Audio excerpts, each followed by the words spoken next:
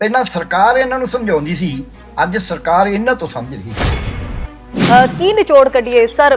Bill ਹੁਣ ਜਿਵੇਂ ਚਲੋ ਰੱਦ ਸ਼ਬਦ ਦੀ ਪਹਿਲੀ ਗੱਲ ਤਾਂ ਸਰਕਾਰ ਦੀ ਜ਼ੁਬਾਨ ਤੇ ਆਇਆ, ਇਹੀ ਬਹੁਤ ਵੱਡੀ ਗੱਲ ਹੈ ਕਿ ਐਟਲੀਸਟ 2 ਬਿੱਲਾਂ ਦੇ ਉੱਤੇ ਵੀ ਚਲੋ ਗੱਲ ਕੀਤੀ ਤਾਂ ਰੱਦ ਕਰਨ ਦੀ ਉਹਨਾਂ ਨੇ ਕਿਤੇ ਨਾ ਕਿਤੇ ਦਾਅਵਾ ਕਰ ਦਿੱਤਾ। ਕੀ ਕਿਹਾ ਜਾਏ, ਇਹ 2 ਬਿੱਲ ਰੱਦ ਕਰਨਾ ਤੁਸੀਂ ਕਿਵੇਂ ਦੇਖਦੇ ਹੋ? ਕੀ ਨਿਚੋੜ ਕੱਢੋਗੇ ਇਸ ਦਾ? ਪਹਿਲਾਂ ਤਾਂ ਸ਼ੁਰੂਆਤ ਹੀ ਅਸੀਂ ਦੇਖੀਏ ਕਿ ਅੱਜ ਏਜੰਡਾ ਕਿਸਾਨ ਨੇ ਸੈੱਟ ਕਰਿਆ ਔਰ ਉਹਨਾਂ ਨੇ ਐਕਸੈਪਟ ਕਰਿਆ। ਪਹਿਲਾਂ ਉਹਨਾਂ ਨੇ ਜਿਹੜੀ ਚਿੱਠੀ ਕੱਢੀ ਸੀ, ਚਿੱਠੀ ਦੇ ਵਿੱਚ ਫਿਰ ਗੋਲ ਕਰਤੀ ਤਰੀਕ ਨੂੰ, ਪਰ ਜਦ ਕਿਸਾਨਾਂ ਨੇ ਦੁਬਾਰਾ ਲਿਖਤਾ ਕਿ ਆਹ ਏਜੰਡੇ 'ਚ ਗੱਲ ਕਰਨੀ ਹੈ, ਅੱਜ ਉਸੇ ਏਜੰਡੇ 'ਚ ਗੱਲ ਕਰੀਏ। ਔਰ ਤੋਮਰ ਜੀ ਦਾ ਜਿਹੜਾ ਮੀਟਿੰਗ ਤੋਂ ਬਾਅਦ ਬਿਆਨ ਰੱਖਿਆ ਗਿਆ 4 ਇਸ਼ੂ ਸੀ, ਜੋ 4 ਇਸ਼ੂ ਕਿਸਾਨਾਂ ਨੇ ਰੱਖੇ ਸੀ ਉਹੀ ਅੱਜ ਮੀਟਿੰਗ ਤੋਂ ਬਾਅਦ ਤੋਮਰ ਜੀ ਨੇ ਵੋਟਿੰਗ ਕੀਤੀ। ਇਹਦਾ ਮਤਲਬ ਕਿਸਾਨਾਂ ਨੇ ਏਜੰਡਾ ਸੈੱਟ ਕਰਿਆ। ਇਹ ਇੱਕ ਵੱਡੀ ਅਚੀਵਮੈਂਟ ਹੈ ਜਿੱਥੇ ਕਿ ਪਹਿਲਾਂ ਸਰਕਾਰ ਕਰਦੀ। ਪਰ ਜਦੋਂ ਉਹਨਾਂ ਨੂੰ ਕਿਸਾਨਾਂ ਨੂੰ ਇਹ ਐਮਐਸਪੀ ਤੇ ਗੱਲ ਕਰਨ ਨੂੰ ਤਿਆਰ ਨਹੀਂ ਨੇ, ਇਹ ਜਿਹੜਾ ਤਿੰਨੇ ਬਿੱਲਾਂ ਨੂੰ ਰੱਦ ਕਰਨ ਬਾਰੇ ਗੱਲ ਕਰਨ ਨੂੰ ਤਿਆਰ ਨਹੀਂ, ਫਿਰ ਬੈਠਣ ਦਾ ਮਤਲਬ ਜਿਹੜਾ ਇਲੈਕਟ੍ਰਿਸਿਟੀ ਦਾ ਬਿੱਲ ਸੀ, ਹੁਣ ਉਹ ਬਿੱਲ ਏਦਾਂ ਦਾ ਸੀਗਾ ਕਿ ਕਿਸਾਨ ਨੂੰ ਸਿੱਧਾ ਮਾਰਨ ਵਾਲਾ ਬਿੱਲ ਸੀਗਾ। ਸਤਿ ਸ਼੍ਰੀ ਅਕਾਲ ਜੀ, ਗੁੱਡ ਮਾਰਨਿੰਗ ਸ਼ੋਅ ਦੇ ਵਿੱਚ ਸਾਰੇ ਦਰਸ਼ਕਾਂ ਦਾ ਬਹੁਤ-ਬਹੁਤ ਸਵਾਗਤ ਹੈ ਜੀ। ਮੈਂ ਹਾਂ ਤੁਹਾਡੀ ਆਪਣੀ ਸ਼ਹਿਰੀ। ਹਰ ਦਿਨ ਅਸੀਂ ਮੁਖਾਤਿਬ ਹੁੰਦੇ ਹਾਂ, ਬਹੁਤ ਸਾਰੀਆਂ ਗੱਲਾਂ ਬਾਤਾਂ ਕਰਦੇ ਹਾਂ ਔਰ ਇਸ ਵੇਲੇ ਦੀ ਸਾਡੀ ਵੱਡੀ ਗੱਲਬਾਤ ਇਹੀ ਹੈ ਕਿ ਕਿਸਾਨਾਂ ਤੇ ਸਰਕਾਰ ਦੇ ਦਰਮਿਆਨ ਕੀ ਕੁਝ ਚੱਲ ਰਿਹਾ ਹੈ, ਕੀ ਕੁਝ ਸਹਿਮਤੀ ਬਣੀ, ਸਾਨੂੰ ਕੋਈ ਉੱਥੋਂ ਚੰਗੀ ਖਬਰ ਨਿਕਲ ਕੇ ਸਾਹਮਣੇ ਆਏ। ਸੋ ਇਹ ਜ਼ਰੂਰ ਕਿਹਾ ਜਾ ਰਿਹਾ ਕਿ ਜਿਹੜੀ ਅੱਜ ਮੀਟਿੰਗ ਹੋਈ ਹੈ ਕਿਸਾਨਾਂ ਤੇ ਸਰਕਾਰ ਦੇ ਵਿਚਾਲੇ, ਕਿਸਾਨ ਜਥੇਬੰਦੀਆਂ ਉੱਥੇ ਪਹੁੰਚੀਆਂ ਸੀਗੀਆਂ। ਸੋ ਕਹਿੰਦੇ ਨੇ ਕਿ ਇੱਕ ਚੰਗਾ ਮੋੜ ਜਿਹੜਾ ਹੈ ਉਹ ਜ਼ਰੂਰ ਕਿਹਾ ਜਾ ਸਕਦਾ ਹੈ ਕਿ ਕੁਝ ਸਹਿਮਤੀ ਜ਼ਰੂਰ ਬਣਦੀ ਦਿਖਾਈ ਦਿੱਤੀ ਹੈ। ਔਰ ਇਹ ਵੀ ਕਿਹਾ ਜਾ ਰਿਹਾ ਕਿ ਜਦੋਂ ਕਿਸਾਨ ਜਥੇਬੰਦੀਆਂ ਉੱਥੇ ਪਹੁੰਚੀਆਂ ਤਾਂ ਇੱਕ ਚੰਗੇ ਤਰੀਕੇ ਦੇ ਨਾਲ ਉਹਨਾਂ ਦਾ ਸਵਾਗਤ ਵੀ ਕੀਤਾ ਗਿਆ। ਲੰਗਰ ਕਿਸਾਨ ਜਥੇਬੰਦੀਆਂ ਦੇ ਵੱਲੋਂ ਵੀ ਮੰਤਰੀਆਂ ਨੂੰ ਆਫਰ ਕੀਤਾ ਗਿਆ, ਮੰਤਰੀਆਂ ਨੇ ਖਾਧਾ ਵੀ ਹੈ ਤੇ ਬਾਅਦ ਦੇ ਵਿੱਚ ਜਿਹੜੇ ਕੇਂਦਰੀ ਮੰਤਰੀ ਸੀਗੇ ਉਹਨਾਂ ਨੇ ਵੀ ਕਿਸਾਨਾਂ ਦੇ ਨਾਲ ਚਾਹ ਪਾਣੀ ਬਹਿ ਕੇ ਪੀਤਾ। ਯਾਨੀ ਕਿ ਇੱਕ ਚੰਗੇ ਜਿਹੜੇ ਨੋਟ ਦੇ ਉੱਤੇ ਗੱਲਬਾਤ ਸ਼ੁਰੂ ਹੋਈ ਹੈ। ਗੱਲਬਾਤ ਜਿਹੜੀ ਹੈ ਉਹ ਤਕਰੀਬਨ 4-5 ਘੰਟੇ ਤੱਕ ਚੱਲਦੀ ਰਹੀ ਔਰ ਦਿੱਲੀ ਦੇ ਵਿਗਿਆਨ ਭਵਨ ਦੇ ਵਿੱਚ ਇਹ ਗੱਲਬਾਤ ਚੱਲ ਰਹੀ ਸੀ ਤੇ ਇਹ ਜ਼ਰੂਰ ਜਾਣਕਾਰੀ ਨਿਕਲ ਕੇ ਸਾਹਮਣੇ ਆਈ ਹੈ ਕਿ 2 ਜਿਹੜੇ ਬਿੱਲ ਨੇ ਉਹਨਾਂ ਦੇ ਉੱਤੇ ਸਰਕਾਰ ਨੇ ਆਪਣੀ ਰਜ਼ਾਮੰਦੀ ਜਿਹੜੀ ਜ਼ਰੂਰ ਦਿਖਾਈ ਹੈ। ਇੱਕ ਤਾਂ ਜਿਹੜਾ ਪਰਾਲੀ ਸਾੜਨ ਦੇ ਉੱਤੇ ਜੁਰਮਾਨੇ ਦਾ ਮੁੱਦਾ ਹੈ, ਉਹਦੇ ਉੱਤੇ ਉਸ ਬਿੱਲ ਦੇ ਉੱਤੇ ਸਰਕਾਰ ਨੇ ਕਿਹਾ ਕਿ ਅਸੀਂ ਉਹਦੇ ਵਿੱਚ ਜਿਹੜਾ ਉਹਨੂੰ ਰੱਦ ਕਰਨ ਤੇ ਅਸੀਂ ਜ਼ਰੂਰ ਧਿਆਨ ਦੇਵਾਂਗੇ, ਅਸੀਂ ਉਹਨੂੰ ਰੱਦ ਕਰ ਦੇਵਾਂਗੇ। ਤੇ ਦੂਜਾ ਜਿਹੜਾ ਵੱਡਾ ਇਸ਼ੂ ਸੀਗਾ ਉਸ ਦੇ ਉੱਤੇ ਵੀ ਕਿਤੇ ਨਾ ਕਿਤੇ ਜਿਹੜੀ ਹੈ ਰਜ਼ਾਮੰਦੀ ਸਰਕਾਰ ਦੀ ਬਣ ਚੁੱਕੀ ਹੈ। ਹਾਲਾਂਕਿ ਜਿਹੜੇ ਮੇਨ ਬਿੱਲ ਸੀਗੇ ਜਿਨ੍ਹਾਂ ਦੇ ਉੱਤੇ ਇੰਤਜ਼ਾਰ ਕੀਤਾ ਜਾ ਰਿਹਾ ਸੀ ਕਿ ਸਰਕਾਰ ਕੁਝ ਦੇਵੇ, ਯਾਨੀ ਕਿ ਐਮਐਸਪੀ ਦਾ ਮੁੱਦਾ ਤੇ ਜਿਹੜਾ ਖੇਤੀ 3 ਕਾਨੂੰਨ ਬਿੱਲ ਨੇ, ਉਹਨਾਂ ਦੇ ਉੱਤੇ ਅਜੇ ਰਜ਼ਾਮੰਦੀ ਕੋਈ ਨਹੀਂ ਬਣੀ। ਉਹਨਾਂ ਦੇ ਉੱਤੇ 4 ਜਨਵਰੀ ਨੂੰ ਜਿਹੜੀ ਹੈ ਉਹ ਮੀਟਿੰਗ ਸਰਕਾਰ ਨੇ ਰੱਖੀ ਹੈ। ਕਿਸਾਨ ਜਥੇਬੰਦੀਆਂ ਉੱਥੇ ਪਹੁੰਚਣਗੀਆਂ। ਉਸ ਮੀਟਿੰਗ ਦੇ ਵਿੱਚ ਹੁਣ ਦੇਖਣਾ ਹੋਏਗਾ ਕਿ ਕੀ ਹੱਲ ਨਿਕਲਦਾ ਹੈ।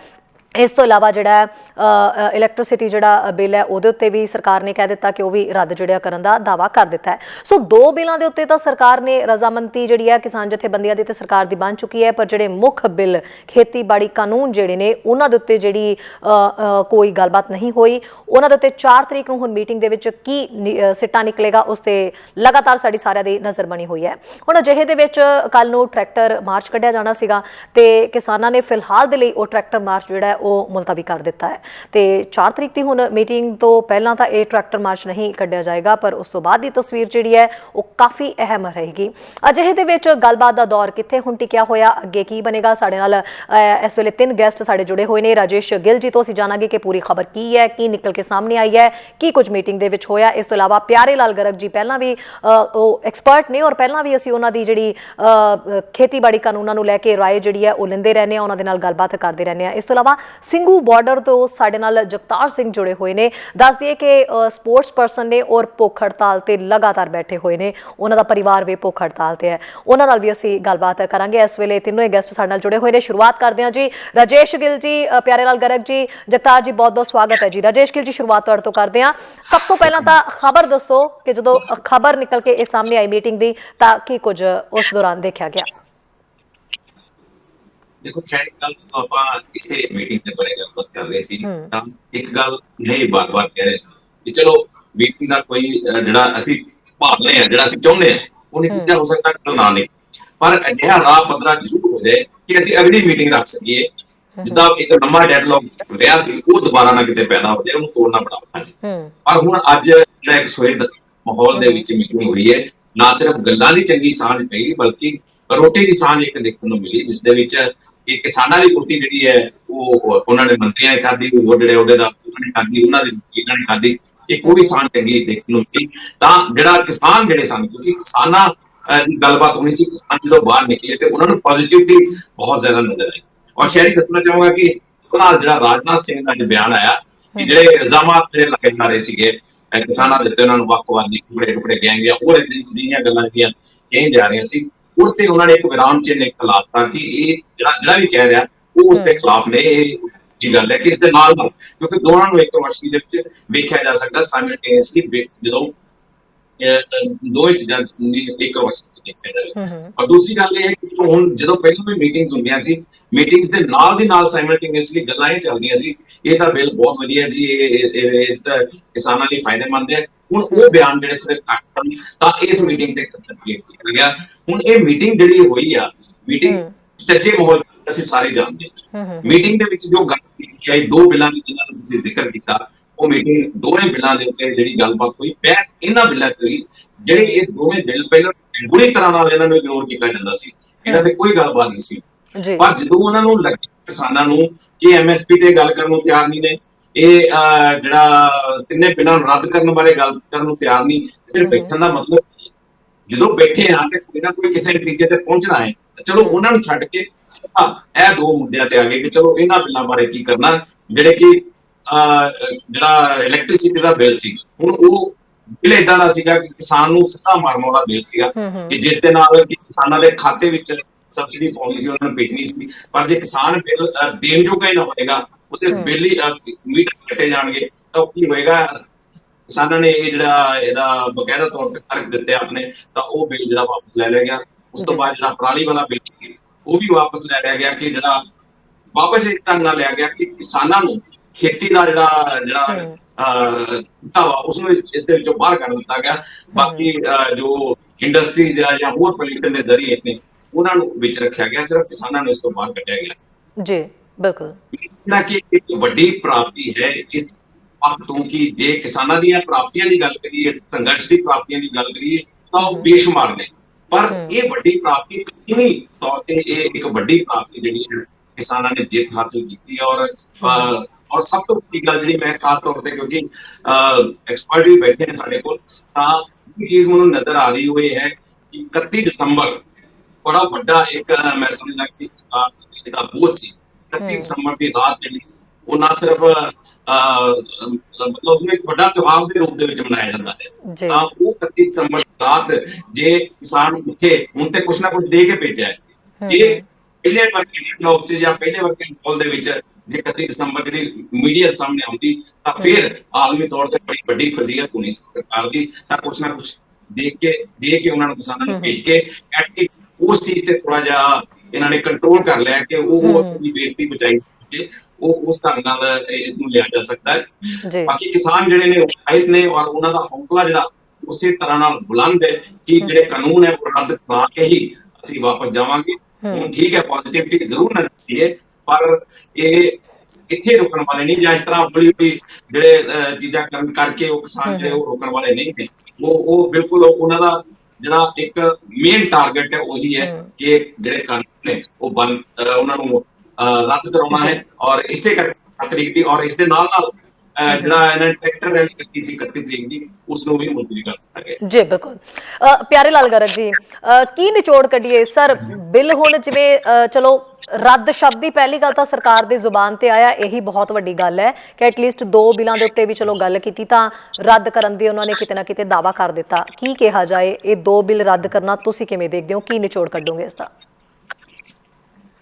ਦੇਖੋ, ਪਹਿਲੀ ਗੱਲ ਮੈਂ ਇਹ ਕਹਾਂਗਾ ਕਿ ਅੱਜ ਦੀ ਜਿਹੜੀ ਮੀਟਿੰਗ ਹੈ, ਜਿਹੜੀ ਇੰਨੇ ਡੈਡਲੌਕ ਸੋ ਕਾਲ ਕਹਿੰਦੀ ਸੀ, ਹਾਲਾਂਕਿ ਮੈਂ ਇਹਨੂੰ ਡੈਡਲੌਕ ਨਹੀਂ ਮੰਨਦਾ ਸੀ, ਉਹ ਚਿੱਠੀ ਪੱਤਰ ਦੀ ਇੱਕ ਡਿਪਲੋਮੇਸੀ ਚੱਲ ਰਹੀ ਸੀ। ਇਹ ਮੀਟਿੰਗ ਇਹਨਾਂ ਤਾਂ ਸ਼ੁਰੂਆਤੀ ਅਸੀਂ ਦੇਖੀਏ ਕਿ ਅੱਜ ਏਜੰਡਾ ਕਿਸਾਨ ਨੇ ਸੈੱਟ ਕਰਿਆ, ਔਰ ਉਹਨਾਂ ਨੇ ਐਕਸੈਪਟ ਕਰਿਆ। ਪਹਿਲਾਂ ਉਹਨਾਂ ਨੇ ਜਿਹੜੀ ਚਿੱਠੀ ਕੱਢੀ ਸੀ, ਚਿੱਠੀ ਦੇ ਵਿੱਚ ਫਿਰ ਗੋਲ ਕਰਤੀ ਤਰੀਕ ਨੂੰ, ਪਰ ਜਦ ਕਿਸਾਨਾਂ ਨੇ ਦੁਬਾਰਾ ਲਿਖਤਾ ਕਿ ਆਹ ਏਜੰਡੇ 'ਚ ਗੱਲ ਕਰਨੀ ਹੈ, ਅੱਜ ਉਸੇ ਏਜੰਡੇ 'ਚ ਗੱਲ ਕਰੀ ਹੈ। ਔਰ ਤੋਮਰ ਜੀ ਦਾ ਜਿਹੜਾ ਮੀਟਿੰਗ ਤੋਂ ਬਾਅਦ ਬਿਆਨ ਰੱਖਿਆ ਗਿਆ, 4 ਇਸ਼ੂ ਸੀਗੇ, ਜੋ 4 ਇਸ਼ੂ ਕਿਸਾਨਾਂ ਨੇ ਰੱਖੇ ਸੀ ਉਹੀ ਅੱਜ ਮੀਟਿੰਗ ਤੋਂ ਬਾਅਦ ਤੋਮਰ ਜੀ ਨੇ ਬੋਲੇ। ਇਹਦਾ ਮਤਲਬ ਕਿਸਾਨਾਂ ਨੇ ਏਜੰਡਾ ਸੈੱਟ ਕਰਿਆ। ਇਹ ਇੱਕ ਵੱਡੀ ਅਚੀਵਮੈਂਟ ਹੈ, ਜਿੱਥੇ ਕਿ ਪਹਿਲਾਂ ਸਰਕਾਰ ਕਰਦੀ ਸੀ। ਦੂਜਾ ਹਿੱਸਾ ਹੋਇਆ ਹੈ, ਪਹਿਲਾਂ ਸਰਕਾਰ ਇਹਨਾਂ ਨੂੰ ਸਮਝਾਉਂਦੀ ਸੀ, ਅੱਜ ਸਰਕਾਰ ਇਹਨਾਂ ਤੋਂ ਸਮਝ ਰਹੀ ਸੀ। ਇਹ ਚੀਜ਼ਾਂ ਹੈ। ਸਾਰੀ ਉਮਰ ਟ੍ਰੇਡ ਯੂਨੀਅਨ 'ਚ ਇਹੀ ਕੁਝ ਦੇਖਿਆ, ਪਹਿਲਾਂ ਬਿਊਰੋਕ੍ਰੇਸੀ ਪੋਲੀਟੀਕਲ ਲੀਡਰਸ਼ਿਪ ਘੱਟ ਆਉਂਦੀ ਹੈ, ਇੱਥੇ ਉਲਟੀ ਗੱਲ ਹੋਈ ਹੋਈ ਹੈ, ਇੱਥੇ ਪੋਲੀਟੀਕਲ ਲੀਡਰਸ਼ਿਪ ਜ਼ਿਆਦਾ ਆ ਰਹੀ ਹੈ। ਆਮ ਤੌਰ ਤੇ ਪੋਲੀਟੀਕਲ ਲੀਡਰਸ਼ਿਪ ਜ਼ਿਆਦਾ ਬਰੋਡ ਰੀਜਨ ਲੱਗਦੀ ਹੁੰਦੀ ਹੈ ਕਿ ਉਹ ਸਟੇਟਸਮੈਨਸ਼ਿਪ ਦੀ ਤਰ੍ਹਾਂ ਬਿਹੇਵ ਕਰਦੀ ਹੈ, ਪਰ ਇੱਥੇ ਸੰਭਵ ਕਿਉਂਕਿ ਇਹਨਾਂ ਨੂੰ ਕੋਈ ਵਿਰੋਧਤਾ ਨਹੀਂ ਮਿਲੀ ਸੀ, ਇਸ ਕਰਕੇ ਇਹ ਕਾਫੀ ਵੀ ਹਮ ਜੋ ਕਰਤਾ ਕੱਲ ਤੱਕ ਤੋਮਰ ਸਾਹਿਬ ਦਾ ਬਿਆਨ ਸੀ ਵੀ ਬਿੱਲ ਤਾਂ ਨਹੀਂ ਵਾਪਸ ਹੋ ਸਕਦੇ, ਇਹ ਤਾਂ ਸਾਰਾ ਕੁਝ ਠੀਕ ਹੈ। ਵੈਸੇ ਅੱਜ ਵੀ ਉਹਨਾਂ ਨੇ ਕਿਹਾ ਕਿ ਬਿੱਲ ਤਾਂ ਕਿਸਾਨਾਂ ਦੀ ਆਮਦਨ ਵਧਾਉਣ ਵਾਸਤੇ ਨੇ, ਪਰ ਇੱਕ ਗੱਲ ਜ਼ਰੂਰ ਹੈ ਵੀ ਜਿਹੜੇ ਦੋ ਬਿੱਲ ਮੈਂ ਇਹਨਾਂ ਨੂੰ ਇੱਕ ਵਰਡਿੰਗ ਦਾ ਵੀ ਹੁੰਦਾ ਹੈ। ਸਰਕਾਰ ਨੇ ਬਿਜਲੀ ਦਾ ਬਿੱਲ ਸਭ ਨੂੰ ਪਤਾ ਵੀ ਆਰਡੀਨੈਂਸ ਸੀਗਾ, ਉਹ ਲੈਪਸ ਹੋ ਗਿਆ, ਪਰ ਬਿੱਲ ਦਾ ਖੱਡ ਤਾਂ ਪਿਆ। ਉਹ ਕਹਿੰਦਾ ਬਿੱਲ ਨਹੀਂ, ਇਹ ਨਹੀਂ, ਇਹ ਦੋਨੇ ਬਿੱਲਾਂ ਦੀ ਜਿਹੜੀ ਵਾਪਸੀ ਹੈ, ਇਹਨੂੰ ਵਾਪਸੀ ਕਹਾਂਗੇ, ਇਹ ਬੜੀ ਵੱਡੀ ਪ੍ਰਾਪਤੀ ਹੈ। ਪਰ ਜਿਹਨੂੰ ਆਖੀਏ ਵੀ ਐਂਡ ਹੈ ਤਾਂ ਇਹ ਨਹੀਂ ਹੈ। ਦੂਜੀ ਗੱਲ ਜਿਹੜੀ ਇੱਕ ਹੋਰ ਇੱਥੇ ਅਚੀਵਮੈਂਟ ਹੋਈ ਹੈ ਕਿ ਡਿਟਰਮੀਨੇਸ਼ਨ ਉਹਨਾਂ ਵੱਲੋਂ ਪਹੁੰਚਾਉਣ ਦੀਆਂ ਗੱਲਾਂ ਹੋਈਆਂ ਸਰਕਾਰ ਵੱਲੋਂ, ਇਹਨਾਂ ਵੱਲੋਂ ਡਿਟਰਮੀਨੇਸ਼ਨ ਦਿਖਾਇਆ ਗਿਆ। ਉਹ ਕੀ, ਸਰਕਾਰ ਨੇ ਕਿਹਾ ਕਿ ਤੁਸੀਂ ਹੁਣ ਅੰਦੋਲਨ ਖਤਮ ਕਰ ਦਿਓ, ਹੁਣ ਕਹਿੰਦਾ ਧਰਨਾ ਨਹੀਂ ਚੁੱਕਿਆ ਜਾ ਸਕਦਾ। ਫਿਰ ਉਹਨਾਂ ਕਿਹਾ ਚਲੋ ਬਜ਼ੁਰਗਾਂ ਨੂੰ, ਬੱਚਿਆਂ ਨੂੰ, ਔਰਤਾਂ ਨੂੰ ਵਾਪਸ ਭੇਜ ਦਿਓ, ਮਤਲਬ ਪ੍ਰੈਕਟੀਕਲੀ ਤਾਂ ਧਰਨਾ ਚੁੱਕਣ ਦੀ ਗੱਲ ਹੀ ਸੀ। ਬਿਲਕੁਲ ਬਿਲਕੁਲ ਇਹ ਨਹੀਂ ਅਸੀਂ ਮੰਨਦੇ। ਇੱਕ ਗੁੱਡ ਜੈਸਚਰ ਵੀ ਤਾਂ ਕਿ ਆਪਸ ਵਿੱਚ ਗੱਲ ਵੀ ਚੱਲਦੀ ਰਹੇ, ਉਹ ਗੁੱਡ ਜੈਸਚਰ ਇਹ ਕਰਿਆ ਕਿ ਜਿਹੜਾ ਕੱਲ ਨੂੰ ਐਡਾ ਵੱਡਾ ਸਾਰੇ ਆਲੇ ਦੁਆਲੇ ਦਿੱਲੀ ਦੇ ਟਰੈਕਟਰ ਮਾਰਚ ਕਰਨਾ ਸੀ ਜੀ, ਉਹ ਉਹਨਾਂ ਨੇ ਪੋਸਟਪੋਨ ਕਰਤਾ ਟਿਲ 4th 4 ਤਰੀਕ ਤੋਂ ਦੀ ਮੀਟਿੰਗ ਤੋਂ ਬਾਅਦ ਕੋਈ ਫੈਸਲਾ ਲੈਣਗੇ ਉਹਦੇ ਬਾਰੇ। ਬਿਲਕੁਲ ਇੱਕ ਹੋਰ ਪੋਜ਼ਿਟਿਵ ਗੱਲ ਜਿਹੜੀ ਕਿਸਾਨਾਂ ਨੇ ਕਰੀ ਹੈ ਤੇ ਉਹ ਇਹ ਕਰੀ ਹੈ ਕਿ 4 ਤਰੀਕ ਦੀ ਜਿਹੜੀ ਮੀਟਿੰਗ ਫਿਕਸ ਹੋਈ ਹੈ, ਇਹਦੇ ਚੋਂ ਇੱਕ ਹੋਪ ਨਿਕਲਦੀ ਹੈ। ਔਰ ਅੱਜ ਉਹਦੇ ਮੈਂ ਤੋਮਰ ਸਾਹਿਬ ਨੂੰ ਵੀ ਕਹਾਂਗਾ, ਉਹਨਾਂ ਨੇ ਠੀਕ ਕਿਹਾ, ਉਹਨਾਂ ਆਖਿਆ ਇਹ ਦੋ ਚੀਜ਼ਾਂ ਦੇ ਉੱਤੇ ਅਸੀਂ ਉਸ ਦਿਨ ਗੱਲ ਕਰਾਂਗੇ। ਇਹਦਾ ਮਤਲਬ ਹੈ ਬਿੱਲ ਵਾਪਸੀ ਦੀ ਵੀ ਗੱਲ ਚੱਲ ਰਹੀ ਹੈ ਜੀ, ਕੋਈ ਇਹ ਨਹੀਂ ਹੈ। ਈਵਨ ਜਿਹੜਾ MSP ਦਾ ਇਸ਼ੂ ਹੈ ਇਹ ਬਾਹਰ ਆ ਨਹੀਂ ਰਿਹਾ, ਕਿਉਂਕਿ ਇਹ ਸ਼ਾਇਦ ਉਸ ਤਰੀਕੇ ਨਾਲ ਇਹਨਾਂ ਨੇ ਨਹੀਂ ਕਰੀ। ਪਹਿਲੇ ਹਾਫ ਦੇ ਵਿੱਚ ਬਲਕਿ MSP ਤੇ ਹੀ ਗੱਲ ਹੋਈ ਹੈ। MSP ਤੇ ਉਹਨਾਂ ਨੇ ਆਖਿਆ ਵੀ ਦੇਖੋ 17 ਲੱਖ ਕਰੋੜ ਰੁਪਏ ਦੀ ਪਰਚੇਜ਼ ਕਰਨੀ ਬਹੁਤ ਔਖੀ ਹੈ। ਪਿਛਲੀ ਵਾਰੀ MSP ਦੇ ਬਿੱਲ ਦੇ ਉੱਤੇ, ਅਸ਼ੋਰਡ ਪਰਚੇਜ਼ ਦੇ ਉੱਤੇ ਅਮਿਤ ਸ਼ਾਹ ਜੀ ਨੇ ਸਿੱਧਾ ਕਹਿਤਾ ਸੀ ਵੀ ਨੋ ਨਥਿੰਗ ਡੂਇੰਗ, ਤੁਹਾਨੂੰ ਪਤਾ ਹੀ ਹੈ। ਕਿਸਾਨਾਂ ਨੇ ਕਿਹਾ ਸੀ ਯੈਸ ਔਰ ਨੋ, ਇਹ ਸੀ। ਇਸ ਵਾਰੀ ਕਿਹਾ ਗੱਲ ਤਾਂ ਉਹ ਇਸ ਤਰ੍ਹਾਂ ਰੱਖ ਦਿਓ ਤਾਂ ਠੀਕ ਹੈ, ਫੈਕਟ ਹੈ। 17 ਲੱਖ ਚੋਂ ਉਹਨਾਂ ਨੂੰ ਸਮਝ ਆ ਗਈ ਵੀ ਹਾਂ 14 ਲੱਖ ਰੁਪਏ ਤਾਂ ਵੈਸੇ ਹੀ ਲੱਗਣਾ, 2-3 ਲੱਖ ਤੁਸੀਂ PDS ਨੂੰ ਜਿਹੜਾ ਦੇਣਾ ਹੈ ਉਹ ਤੁਸੀਂ ਦਿਓ, ਕਿਸਾਨ ਤੋਂ ਥੋੜਾ ਲੈਣਾ। ਚਲੋ ਉਹਦੇ ਵਿੱਚ ਉਹਨਾਂ ਨੇ ਫਿਰ ਇਹ ਕਿਹਾ ਕਿ ਤੁਸੀਂ ਸਾਨੂੰ ਤਰੀਕਾ ਦੱਸੋ। ਮੈਂ ਆਪ ਟ੍ਰੇਡ ਯੂਨੀਅਨ ਲੀਡਰ ਰਿਹਾ, ਜਦ ਸਰਕਾਰ ਕਹਿੰਦੀ ਵੀ ਸਾਨੂੰ ਦੱਸ ਦਿਓ ਯਾਰ ਤਰੀਕਾ, ਆਪਾਂ ਨਿਕਲ ਜੀਏ ਇਸ ਸਿਚੁਏਸ਼ਨ ਚੋਂ, ਇਹਦਾ ਮਤਲਬ ਉਹਦੇ ਉੱਤੇ ਵੀ ਕਿਤੇ ਨਾ ਕਿਤੇ ਉਹ ਸਹਿਮਤੀ ਕਰਨ ਨੂੰ ਤਿਆਰ ਹੈ। ਤੇ ਹੁਣ ਰਹਿ ਗਈ 3 ਬਿੱਲਾਂ ਦੀ ਗੱਲ, ਜਿਹੜਾ ਉਹਨਾਂ ਨੇ ਆਖਿਆ ਵੀ ਦੋ ਏਜੰਡੇ ਰਹਿ ਗਏ, ਪਹਿਲਾ ਔਰ ਦੂਜਾ, ਤੀਜਾ ਔਰ ਚੌਥਾ ਹੋ ਗਏ। ਜਿਹੜੇ 3 ਬਿੱਲਾਂ ਦੀ ਗੱਲ ਹੈ, ਅਸਲ ਦੇ ਵਿੱਚ ਜਿਹੜੀ ਵੱਡੀ ਸੱਟ ਹੈ, ਦਾਨੀ ਆਪਾਂ ਪੰਜਾਬੀ ਚ ਕਹੀਏ, ਉਹ ਬਦਾਨੀ ਚੋਟ ਹੈਗੇ ਨੇ 3 ਬਿੱਲ। MSP ਮਿਲ ਜੇ, ਚਾਹੇ ਅਸ਼ੋਰਡ ਪਰਚੇਜ਼ ਹੋ ਵੀ ਜਾਵੇ ਤਾਂ ਵੀ, ਠੇਕਾ ਖੇਤੀ, ਮੰਡੀ, ਪ੍ਰਾਈਵੇਟ ਵਪਾਰ ਜਿਹੜਾ ਹੈ ਜਿੱਥੇ ਮਰਜ਼ੀ ਜਾ ਕੇ ਕਰ ਲੈ ਬਿਨਾਂ ਮੰਡੀ ਦੇ, ਪੈਨ ਕਾਰਡ ਨਾਲ ਵਪਾਰ ਕਰ ਲੈ, ਕੁਆਲਿਟੀ, ਤੇ ਕਿਸਾਨ ਨੂੰ ਕਰਜ਼ਾ ਦਿਵਾਉਣਾ। ਜਿਹੜਾ ਠੇਕੇਦਾਰ ਹੈ ਉਸਨੇ ਜਾਂ ਵਪਾਰੀ ਹੈ ਉਸਨੇ ਕਰਜ਼ਾ ਦੇਣ ਵਾਲੀਆਂ ਸੰਸਥਾਵਾਂ ਤੋਂ ਕਰਜ਼ਾ ਦਿਵਾਉਣਾ। ਜਦੋਂ ਕਰਜ਼ਾ ਦਿਵਾਉਣਗੇ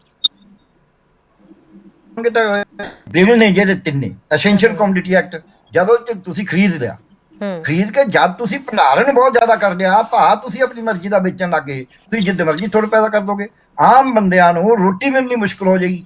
ਜਿਹਦੀ 50,000 ਤੱਕ ਮੈਂ ਕੈਲਕੂਲੇਟ ਕਰਿਆ ਸਾਰਾ, ਯਾਰ ਮੈਂ ਜ਼ਿੰਮੇਵਾਰੀ ਨਾਲ ਕਹਿ ਰਿਹਾ ਕਿ ਜਿਹਦੀ 50,000 ਰੁਪਏ ਮਹੀਨੇ ਤੱਕ ਇਨਕਮ ਹੈ, ਉਹਨੂੰ ਭੁੱਖ ਮਰਨ ਦੀ ਹਾਲਤ 'ਚ ਪਹੁੰਚ ਜਾਏਗਾ ਜਿਸ ਹਿਸਾਬ ਨਾਲ ਹੈ। ਕਿਉਂਕਿ ਅਸੀਂ ਦੇਖਦੇ ਹਾਂ, ਆਪਾਂ ਪਰਸੋਂ ਚੌਥੀ ਕਹਿ ਰਿਹਾ ਸੀ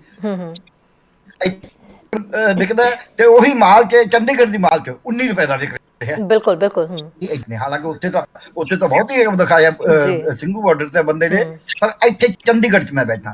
ਸੋ ਇਹ ਜਿਹੜਾ ਤੌਰ ਤਰੀਕਾ ਹੈ ਕਿ ਅਸੀਂ ਕਾਰਪੋਰੇਟ ਨੂੰ ਸਭ ਕੁਝ ਦੇ ਦਈਏ। ਅੱਜ ਤੋਮਰ ਸਾਹਿਬ ਨੇ ਕਿਹਾ ਵੀ ਕਿ ਜਿਸ ਦਾ ਕਾਰਪੋਰੇਟ ਨੂੰ ਲਿਆਉਣਾ ਸੀ, ਇਹਦੇ 'ਚ ਨਿਵੇਸ਼ ਕਰਾਉਣਾ, ਇਹ ਮਾਡਲ ਹੈ ਦੁਨੀਆ ਦੇ ਵਿੱਚ।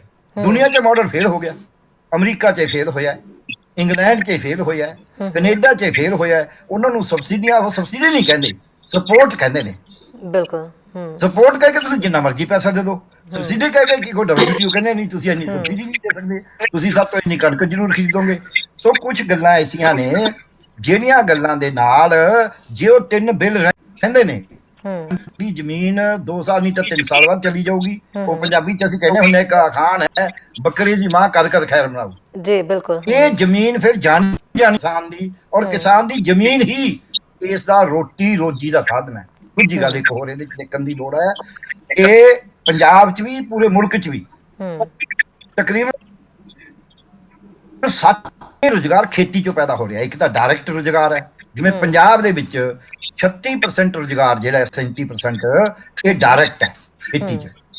98 ਲੱਖ ਦੀ ਸਾਰੀ ਟੋਟਲ ਵਰਕਫੋਰਸ ਹੈ, ਉਹਦੇ ਵਿੱਚੋਂ 35.5 ਲੱਖ ਜਿਹੜਾ ਹੈ ਉਹ ਖੇਤੀ ਚੱਕਦੀ 'ਚ।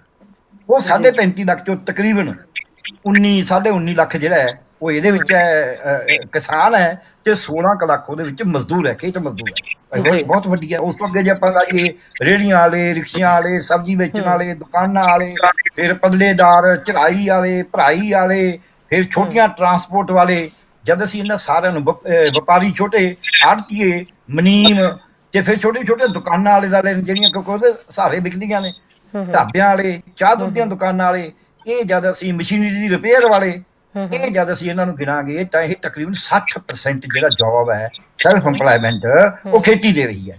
ਮੈਨੂੰ ਇਹ ਲੱਗਦਾ ਵੀ ਸਾਡੀ ਸਰਕਾਰ ਨੂੰ, ਚਲੋ ਕਿਸਾਨਾਂ ਨਾਲ ਤਾਂ ਜਿਹੜਾ ਝਗੜਾ ਹੈ, ਸਾਡੀ ਸਰਕਾਰ ਨੂੰ ਇਸ ਪਾਸੇ ਸੋਚਣਾ ਪਊਗਾ। 138 ਕਰੋੜ ਦੀ ਸਾਡੀ ਆਬਾਦੀ ਹੈ, ਸਰਕਾਰ ਕੋਲ ਜੌਬ ਹੈ ਨਹੀਂ। ਜਿਹੜੇ ਹੈਗੇ ਸੀ ਪੰਜਾਬ ਸਭ ਤੋਂ ਖੁਸ਼ਹਾਲ ਸੂਬਾ ਕਿਹਾ ਜਾਂਦਾ ਹੈ। ਪੰਜਾਬ ਦੇ ਵਿੱਚ 6 ਲੱਖ ਇੰਪਲਾਈ ਸੀਗਾ ਅੱਜ ਤੋਂ 15 ਸਾਲ ਪਹਿਲਾਂ। ਅੱਜ ਉੱਥੇ 2,88,000 ਰੈਗੂਲਰ ਇੰਪਲਾਈ ਹੈ, 24,000 ਜਿਹੜਾ ਹੈਗਾ ਉਹ ਠੇਕੇ ਵਾਲਾ ਹੈ, ਤੇ ਤਕਰੀਬਨ 36,000, 3,24,000। ਜੇ ਅੱਧਾ ਰਹਿ ਗਿਆ ਇੰਪਲਾਈ ਸਰਕਾਰੀ ਸਿਸਟਮ ਦੇ ਵਿੱਚ, ਤੇ ਫਿਰ ਕਿਤੇ ਤਾਂ ਲੋਕਾਂ ਨੇ ਰੁਜ਼ਗਾਰ ਲੈਣਾ ਹੈ ਨਾ। ਜਿਹੜਾ ਸੈਲਫ ਇੰਪਲਾਇਮੈਂਟ ਦਾ ਸੋਰਸ ਹੈ ਉਹ ਖੇਤੀ ਹੈ।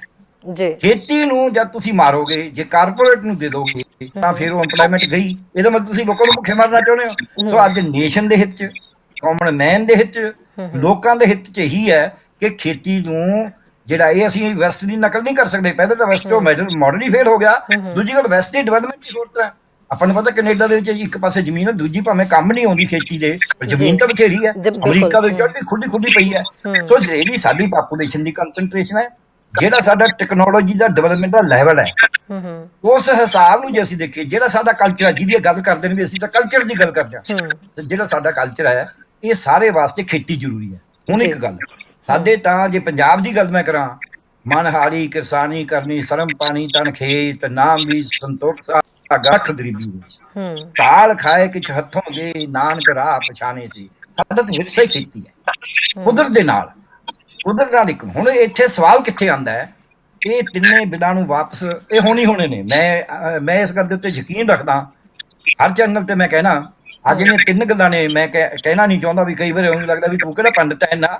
ਕੱਲ ਪੀਟੀਸੀ ਤੇ ਬਹਿਸ ਸੀ, ਮੈਂ ਕਿਹਾ ਯਾਰ ਇੰਨਾ ਕੁ ਕਰਨਗੇ ਕੱਲ ਨੂੰ ਤਾਂ ਲੋਕਾਂ ਸੀ ਨਾ ਵੀ ਸ਼ਾਇਦ, ਮੈਂ ਕਿਹਾ ਕੋਈ ਨਹੀਂ ਹੈ ਐਡੀ ਛੇਤੀ ਵੀ ਹੁੰਦਾ। ਇਹ ਬਿੱਲ ਵਾਪਸ ਹੋਣਗੇ, ਪਰ ਇਹ ਬਿੱਲ ਵਾਪਸ ਹੋਣਾ ਸਾਡਾ ਐਂਡ ਆਲ ਨਹੀਂ ਹੈ। ਇਹ ਉਹ ਗੱਲ ਹੈ ਕਿ ਇੱਕ ICU ਕੋਰੋਨਾ ਦਾ ਮਰੀਜ਼ ਚਲਿਆ ਗਿਆ, ਉਹਨੂੰ ਅਸੀਂ ਆਕਸੀਜਨ ਲਾਈ ਹੋਈ ਹੈ, ਵੈਂਟੀਲੇਟਰ ਲਾਇਆ ਹੋਇਆ।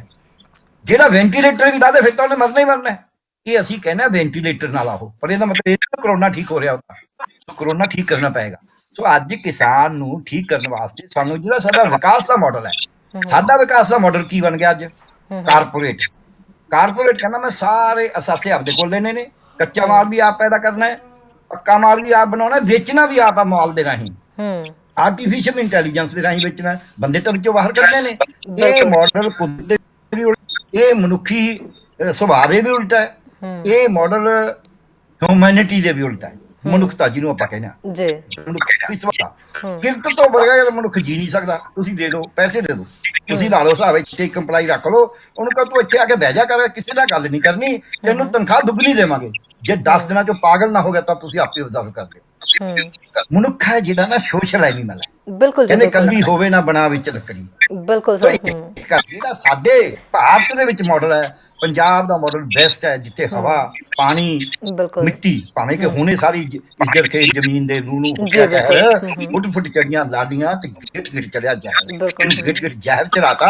ਇਹ ਸਾਨੂੰ ਦੂਰ ਕਰਨਾ ਪਏਗਾ। ਇੱਥੇ ਨਿਰਮਲ ਪਾਣੀ ਲਿਆਉਣਾ ਪਏਗਾ ਕਿ ਲੋਕਾਂ ਨੂੰ ਸਾਡੀ ਰੋਟੀ ਦੇਣਾ, ਲੋਕਾਂ ਨੂੰ ਤੰਦਰੁਸਤ ਰੱਖਣਾ, ਸਿਹਤ ਦੇਣੀ ਤੇ ਸਿੱਖਿਆ ਦੇਣੀ, ਇਹ ਸਾਡੀ ਪ੍ਰਾਇਮਰੀ ਲੋੜਾਂ ਨੇ।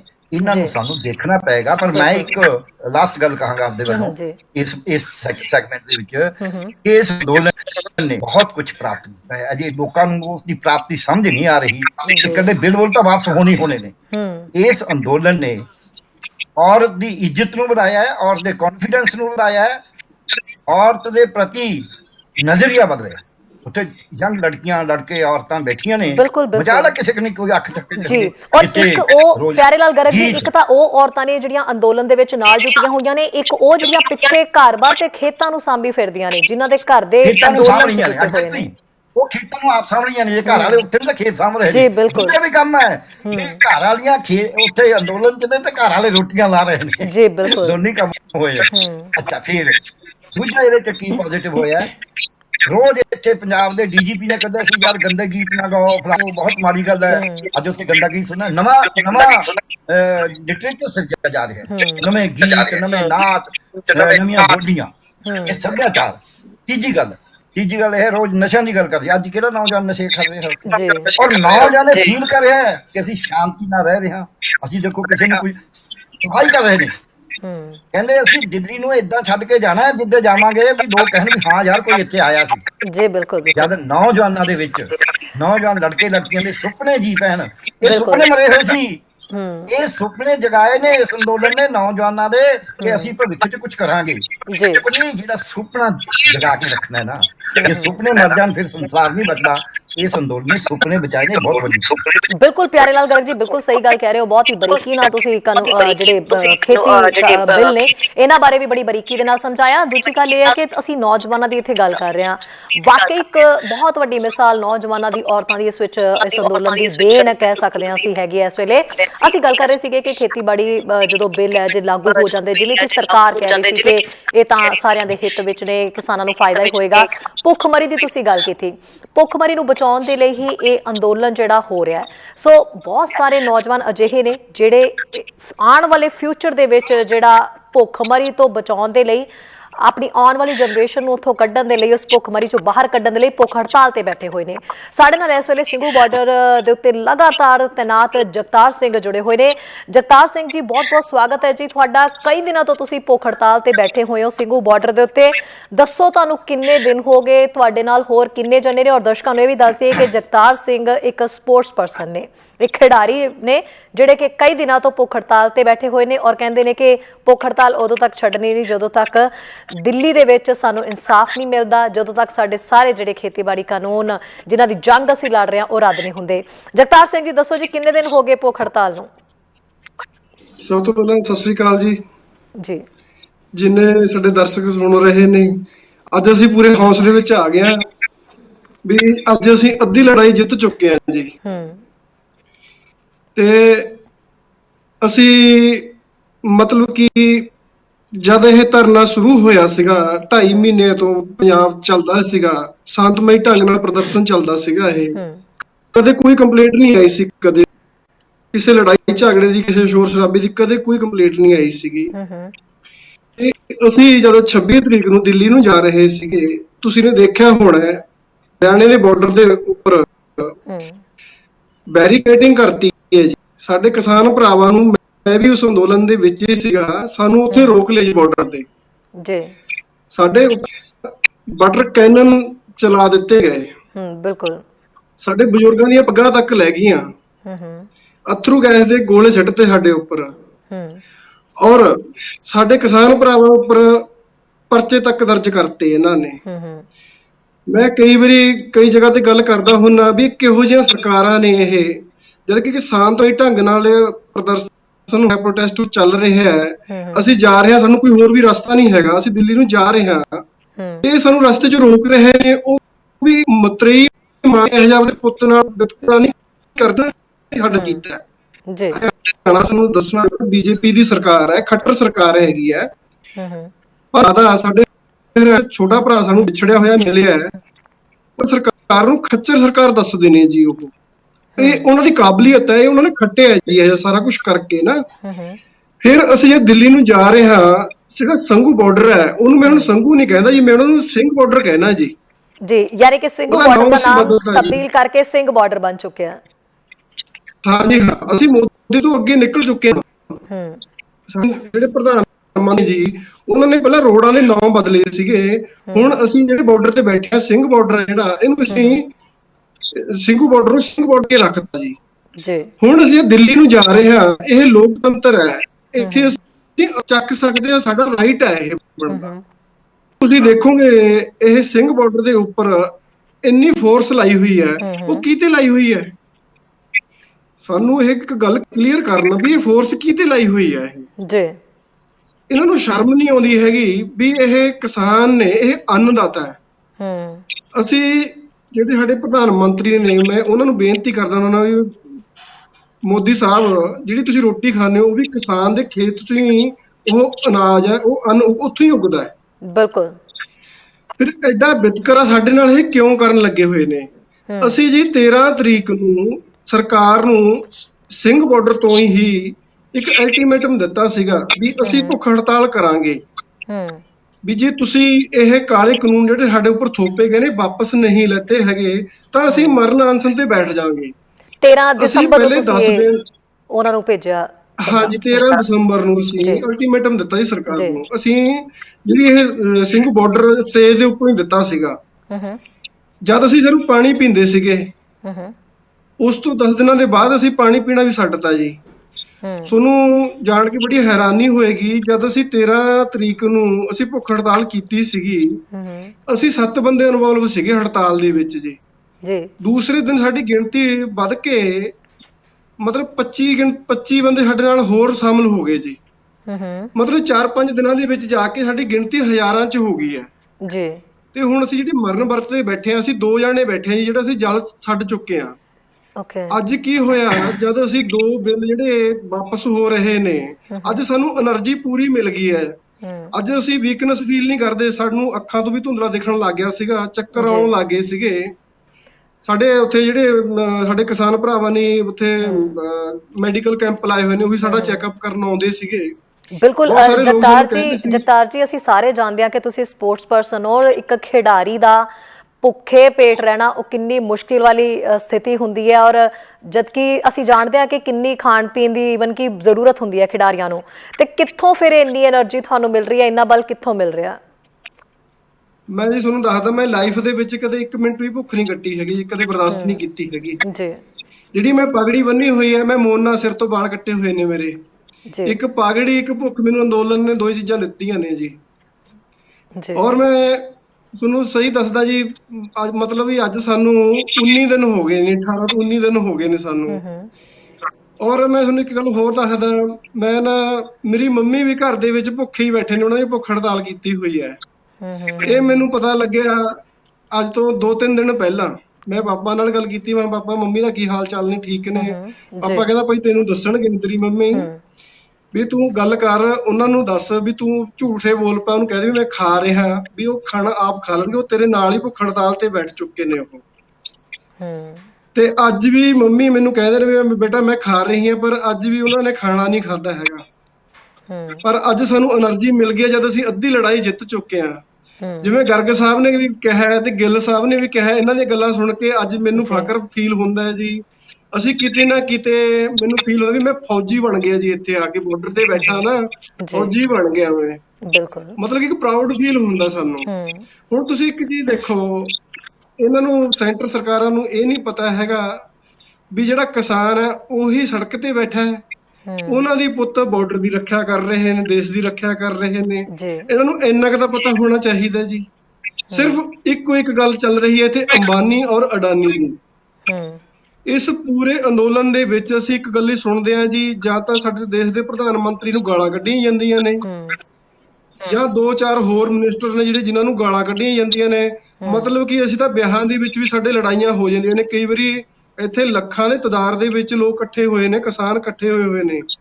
ਅੱਜ ਤੱਕ ਮੈਂ ਲੜਾਈ ਨਹੀਂ ਸੁਣੀ ਹੈਗੀ, ਕਿਸੇ ਨੂੰ ਗਾਲ ਕੱਢਦੇ ਨਹੀਂ ਸੁਣਿਆ ਗਿਆ ਹੈਗਾ। ਸਾਡੇ ਪ੍ਰਧਾਨ ਮੰਤਰੀ ਨੂੰ ਗਾਲਾਂ ਨਿਕਲ ਰਹੀਆਂ ਨੇ ਸਾਰਿਆਂ ਤੋਂ ਹੀ।